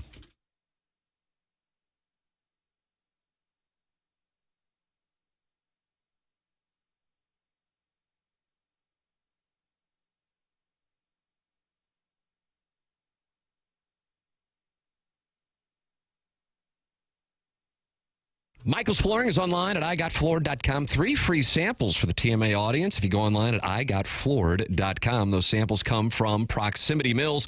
Michael has been in business, family and locally owned, for over 30 years and takes great pride in helping and making sure that his employees are happy and make a great living, and then they pass that passion for the business along to the customers. There is a reason he's continued to grow through the 31 years. Employees love working for him as they feel like family, and he makes sure they are taken care of, and this then rubs off to the families buying the product as they know they have the best interest of the buyers at heart. They have it all, but carpet's awesome, and it's back.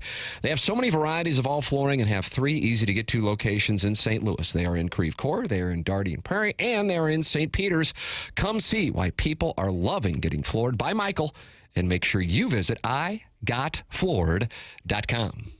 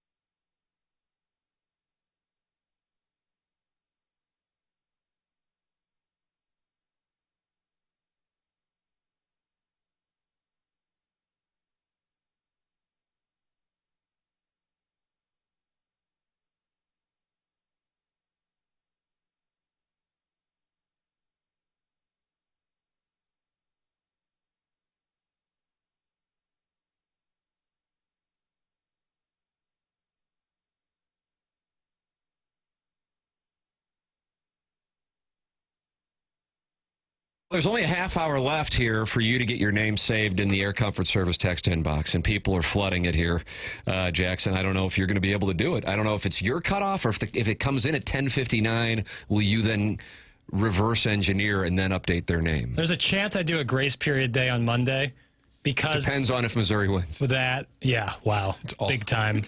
But honestly, especially late in the show, like the last thing I'm worried about is saving name. I got a lot of things I got to do.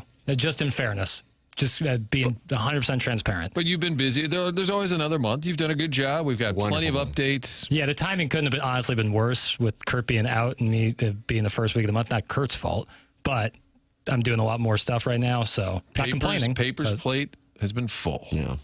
But my heart is even fuller. Oh, my God. Wow. What Chuckles, clear eyes? Chuckles here.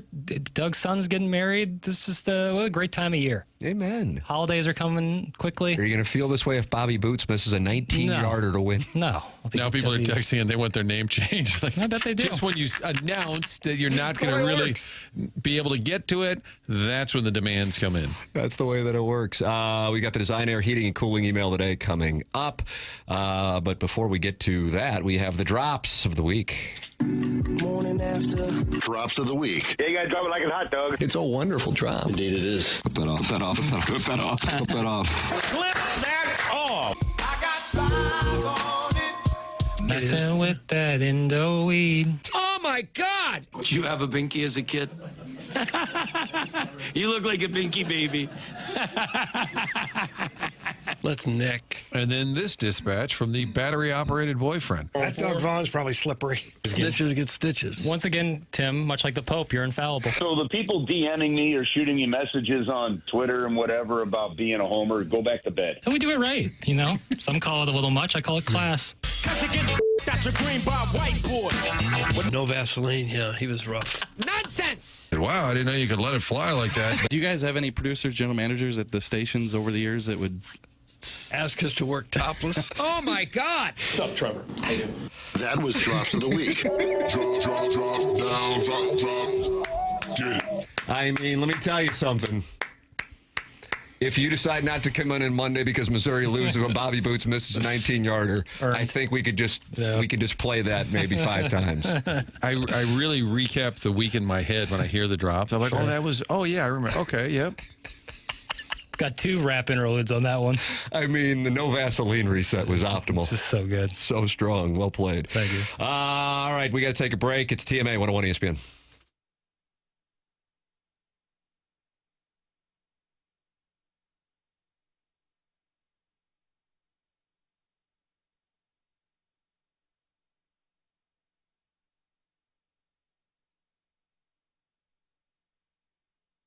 It simply is a trip of a lifetime. Headed to Scotland next summer, a 10-day trip, June 15th, the departure day, and the folks at Colette handle all the details. I'm headed there with you, the listener. We're going to visit Edinburgh, Glasgow, all the great big cities of Scotland, but also the countryside. Checking out the Highlands, the Orkney Islands, beautiful, breathtaking scenery, great seafood, so much fun hanging out at a whiskey distillery, a cooking experience that we'll do together. Here's the deal. Colette puts the trip together. Our friends at Altair Travel handle the logistics. I love logistics, and we're going over some of those. Next Tuesday, it'll be a Zoom call. Call Altair Travel. Sherry will get you hooked up. All the information you need at 314-968-9600. 314-968-9600. We've been talking about Scotland now for weeks. Get on board. Trip of a lifetime. All you have to do is sit back, relax. The flights, the meals, the hotels, all of it, part of the package. Call our friends at Altair at 968-9600.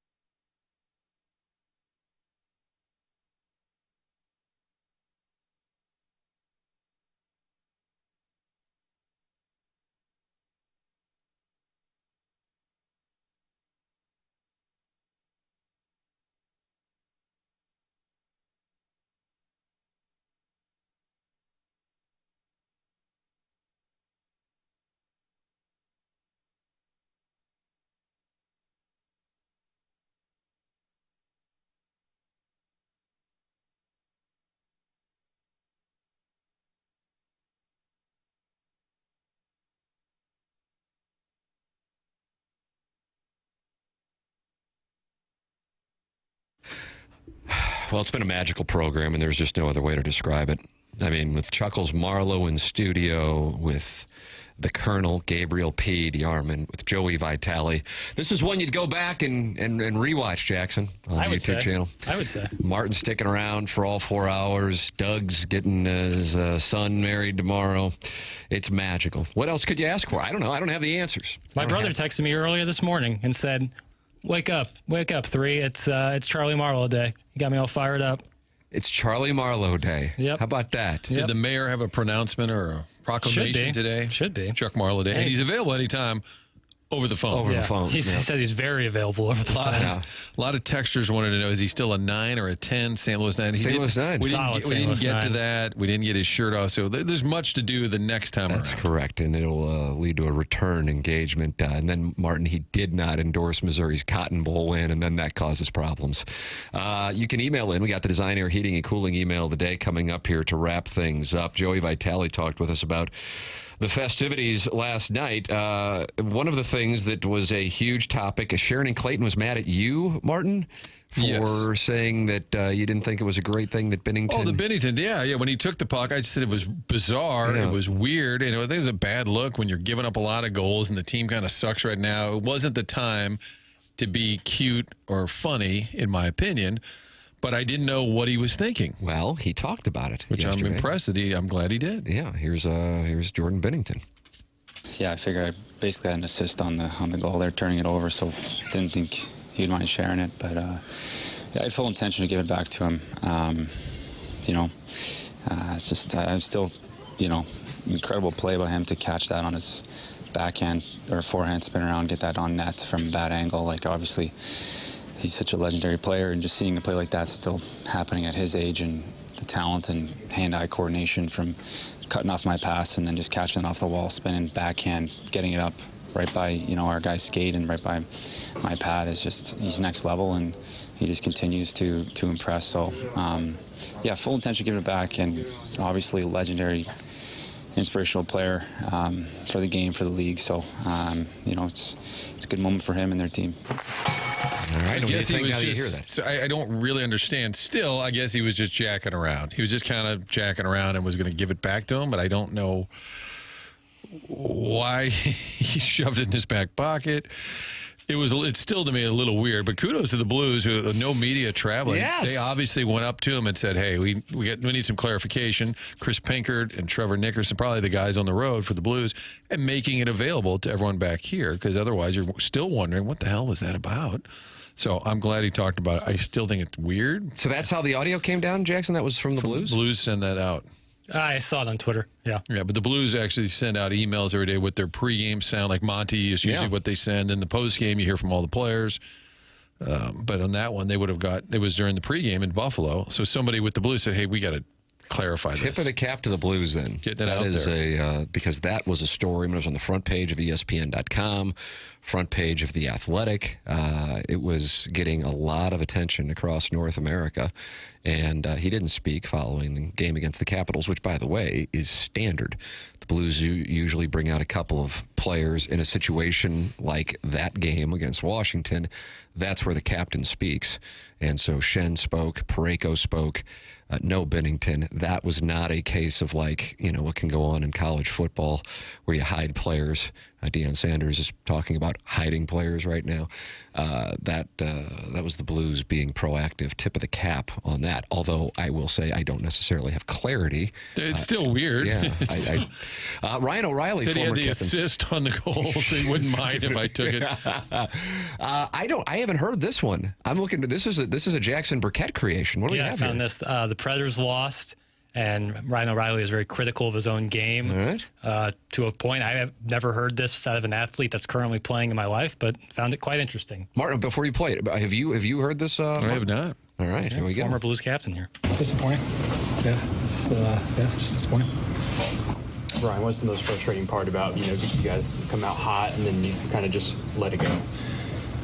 Yeah, obviously the chance to take full control of the game. We didn't let them come back in. They pushed back and it didn't happen. I know for myself, number one center, and just turn the puck over everywhere. And can't make a 6-foot pass to save my life. So we're not going to have much success if I'm playing pathetic like that. So it's stupid. I don't know the answer. I've had one good year in my career, and I don't have any answers. That's for sure. One good year. That's what he says. He's only had one good year in his career. Poor guy. I got to tell you, I don't like hearing that. It was kind of sad to hear the former Blues captain, cup-winning guy. He sounds in the tank a little bit. Well, and I know he battled it when he was in Buffalo. You know what I mean? I don't like hearing that. That just sounds like a guy who's really, really down on himself. It's one thing to be like, "Hey, I played crappy," but that's kind of a I feel worthless comment. You know what I mean? Yeah, from a pro athlete, too. In a moment, I should have stopped that puck. I shouldn't have turned it over. That's one thing. Yeah. Bad game. But to reflect on your whole career like that. In a post game. So, like, if you had him on the set at Sports Final and you're doing a sit down, or one of us had him on a podcast, and it's kind of reflecting, that's a different. I hope that I know you know what I'm talking about, because this is the game. But that'd be more of the setting you're saying, where you'd get a longer form career reflection. 100%. Right after a loss, to have that much self-loathing, and for a guy who has was open with his struggles off ice. I don't like, and I say I don't like hearing that. That's not like I don't like that a player saying. No, I don't like hearing that for him as a person. Kind of makes you sad a little bit too. Yes, that's what I'm saying. And when I saw that on the Stiefel dossier, I'm like, oh, I wonder if Martin was aware of this. I wasn't aware of it, but this is a Jackie Papers. Where'd you get this, Papers? Oh, I keep my ear to the streets. Yeah. That sounds like a Nunya. Hey, listen, just when you think you know me, I tend to surprise you. You're following the Predators this year. Nashville Predator. I did just see. Well, the new Predator movie just came out. Predator Badlands. Movie Boy has Movie Boy promo just got weaved in. What do we got? All right, fine. What's on Movie Boy this week, and when does it drop? Begonia and House of Dynamite. That drops Saturday. Okay. Saturday. But that new Predator movie is badass. How about that? Would recommend. There it is, an official recommendation from Movie Boy. Never got an answer, though, as to whether or not you follow the Nashville Predators. My hate their sweaters. My read is no by when I said you follow the Predators, and then you said Nashville. And at that moment...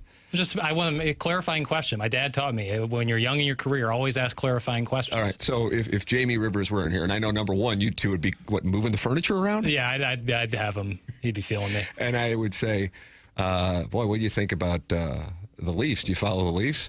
And if he went, oh, Toronto? I mean, he would just be asking a clarifying question. I would commend him for that. Because it's fall time, and with the winds, the leaves have been falling. So many, that's why. yeah. There could be, it's always good to make sure we're all on the same page. Okay. All right. Fair enough. I'm short in the market, for the record, but I enjoyed the fact that you had it for us, because I didn't know that he was in that mindset. Predators have played one more game than the Blues, and they have 2 more points, so they are struggling in Nashville. And Minnesota's been bad, too. Yeah, that was a team with high expectations. And the Blackhawks a little better than expected. But you got to get, if you're going to get back into the mix here, and it's still a long way to go. 4-game homestands, the time to do it, boys. Yes, let's pick up some points here. Let's get out of the potential 8 points. Jackson, I need 6 points. I really need a little mini burst here. All right. I think now's the time. Now is the time. Fall time is here. And that's the time for wins. Wow. Or at least points, Those who win in November will be remembered. Yes. Gary Pinkel. Amen. All right, we got the Design Air Heating and Under Cooling. the zoo, okay? We got a thing called the zoo, and nobody knew what he was talking about. But for about 3 years, he just kept saying, well, when they're coming to the zoo, okay, it's going to be loud, because the kids call it the zoo. And I'm like, nobody calls it that. But it finally stuck. It is on the side of the building yes. now. Yeah, despite never being used still. And it's on the wrong side, too. It's on the opposite side of the student section. It is on the opposite side of the student section. That's correct. That's a nice impression. Your boy Pelican had a big, he was more pliers, I think. Players. And then Mo Drummond and Pelican would sit around and say, my players, okay? Talk about my players. Build a program. Players.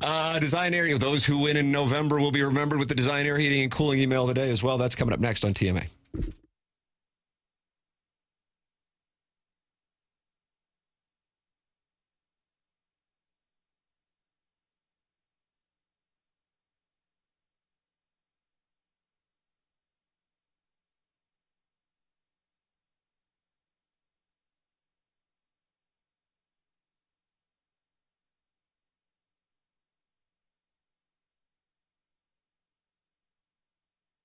Hey, St. Louis, the countdown to Thanksgiving is on, and our friends over at Lee's Famous Recipe Chicken and Hot Shot Sports Bar and Grill are teaming up with Coca-Cola to support Operation Food Search. This is a great movement that they're doing to help out those less fortunate around the holidays, and you can do your part now through November 21st. All you got to do is drop off non-perishable food items. I'm going to say that again, non-perishable food items at any Lee's or Hot Shots in St. Louis to help families in need right here in our hometown. It's a great thing to do, especially around the holidays. Donate and you'll get a free Coca-Cola beverage, plus a chance to win gift cards and some nice hockey tickets.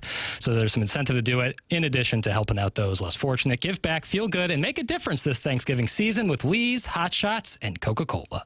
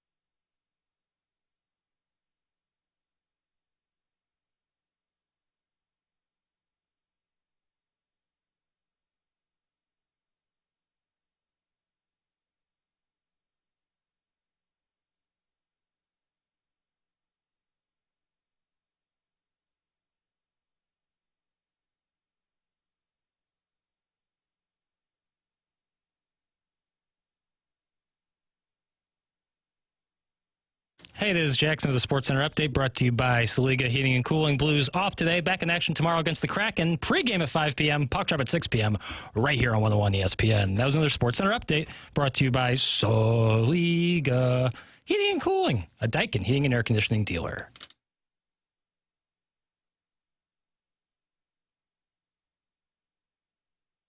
Well, Martin, Doug's son is getting married tomorrow, and there's only one way to get the house ready, and that's with Collier and Thompson. Here is Doug Vaughn. Have you lived in the same home for 10, 15 years or more and never really done a complete home remodel? If it's time for an interior home remodeling job, don't make the mistake many others have made. Let Collier & Thompson do it the right way the first time. You'll have a new kitchen, bathroom, man cave, or any other type of remodel that will last you a lifetime. They can refinish the basement. They can knock out a wall on that lower level to open up the house. They can do it all, and they've been doing it since the 1950s. It's hard to know who you can trust to be in your home, who's going to be there to back up the work. Collier & Thompson stands behind every job that they do, and during the process, they are always available for you. You want to make some last-minute changes, they're right there to get it done. The Collier & Thompson team cares about the work they produce. For them, it's more than just a job. They take great pride in the work that they produce. Their technicians have been around. They have a combined 165 years of experience with all of their people. Collier & Thompson on Manchester and Baldwin, next to Uncle Bill's Pancake House. Come home to quality online at collierandthompson.com. Time for the Design Air Heating and Cooling Email of the Day. Oh, morning, boy horse. Good to hear Chuck back in my earhole. Couldn't listen to him on that. I'm going to have to edit on the fly here. Other station that he used to be on, but great to hear from you, Chuckles. That's from the 8:30 Recreator. Good morning. Body odor. And I've tried everything. I guess my poor hygiene habits come back to haunt me. That's from Midge. Brief. We asked for him brief. That's fair. Kind of tough to win email of the month when my emails are, quote, healthy scratches 3 times this week. Take your stinking paws off my emails, you damn dirty albino ape. Ha, that's a joke because Jackson is not only wise but handsome. And I am not saying that just to get my email through. But what is no joke is my need for a furnace. It would be just awesome. My whole family sat around for Thanksgiving with heat, especially my Uncle Stanley, who's always thought I was a loser and always told everybody what a horrible kisser I was. That's from the Country Bumpkin. There's a lot going on there. Yeah. Okay. Albino ape, that's Jackson? Yeah. Okay. It's fair. Sure, fellas. It is about time that I tried a cigar and starting growing some impressive facial hair. No better time to start dominating parties in the park. My Mini Cooper and wet jumper aren't going to do it on their own, he says with the same confidence as Harrison's brother Master betting the house, which turned out to be $20 in discretionary income wagered on both sides of the Blues game. Fast forward a couple years, and that slop shower is the same millennial safe space where he hides from field goal attempts. That's from Shooter McGavin, the vice president of the Pine Lawn Board of Tourism, where TripAdvisor lists a chop suey place, a cemetery, and then another cemetery as places to visit. Ooh. How do you like that? Martin, there's somebody in the Michelob Ultra YouTube chat with the name Visit Pine Lawn, and I believe that led to a conversation on the Pine Lawn Tourism Department, which is what Shooter McGavin is. People are in that office? Not enough. Amen. Good morning. I slept with a man at the Denver airport. My flight from Old Appleton came in late, and I missed my connection to St. Louis. An airport? You're getting close to kink shaming, just to let you know. I guess. With 7 long hours to kill, I wandered the terminal like a sad, delayed ghost. I stopped to use the restroom where around gate B47 there was an unusual amount of pubic hair on the urinal, and that jump-started my neurons like jumper cables on a wet car battery. Inspiration struck, or maybe it was dehydration. I found one small sliver of bench left. It was padded, but emotionally distant. The man occupying most of it was bearded, round, and radiated the energy of a retired Spanish leg plumber. I lay down beside him. We were 2 strangers in the night, breathing the recycled air of my flight, guys. That's from Al Formicola. Aren't you pissed you miss email today every day, Martin? Not really. I mean, I appreciate the great work that's being done, but I feel you guys are better suited to handle it because you're more veterans of the show. That's correct. There you go. You're still new here. Al Formicola, who writes for Sports Illustrated. Correct. Does a lot of Gabe aggregating. Morning, fellas. What a treat to have the White Rascal back in studio. I really enjoyed the comprehensive breakdown of Michael Jordan's antitrust lawsuit against NASCAR. You can tell Chuckles really knows his stuff and doesn't only have a tenuous grasp of that situation. Don't worry, Chuck. I'm sure NASCAR fans can't tell you're faking it. In their straw-filled heads, you must be perceived as Bob Costas. Marlow knows, enjoys NASCAR. Yeah, and Lydia Moss Bradley was a great mother. That's from the Shrewsbury Butter Squirrel. And finally, where's Doug? Well, Martin or Charlie or whoever bothered to stick around this Shishawala email competition, the Blues picked up 2 points on the strength of Joel Hofer's pillow stacking with Jordan Kyrou in the press box as a healthy scratch. And what's the media in this town talking about? Some broke-ass texter thumping his chest over a $20 wager on a regular season hockey game. Hey, we get it. You hate Jordan Kyrou, guy. Okie dokie, kokie-a-dokie. Great to have Chuckles Marlow back in studio. You ever notice how everyone who gets out of local media on their own terms all seem to be totally happy and satisfied with their life choices since getting out of the business? Hey, guys, stay woke. You had to be paying close attention, but at one point yesterday, Doug asked if Kate Upton was the one married to Justin Verlander, to which Libby Jack replied, I've seen something there. And then Tim asked, what's that mean? To which Libby replied, well, I don't want to say, before Tim quickly pivoted back to the Cat Daddy video to let Libby off the hook, who promptly resumed fantasizing about Matt Zollers showing out against Texas A&M, only for his dream to be interrupted by a text from the 618 reminding him that at this point Mizzou's signature win came against Kansas, and it totally killed his Zollers boner. Oh, what a tangled web we weave. That's from Buck Swope, DBA The Recess Ladies Breast, and that's what we got. Martin, what you got? Oh, there's a lot to work with. I feel bad for Midge, but we're not giving out a sticker right card, so we'll wait till we have a deodorant as a gift. So that, the albino ape reference, insulting but funny. Healthy scratch, I like that. Buck Swope is always strong. I'm going to go the country bumpkin. Just sit around the furnace. I don't know. Give me Shooter McGavin. Shooter McGavin. I'm going with Buck Swope, and I guess that means Buck Swope is one. Because your vote counts for two. I forgot how this works. Protocol See, meeting. that's why you need to stick around. Yeah. We got to go. Bye.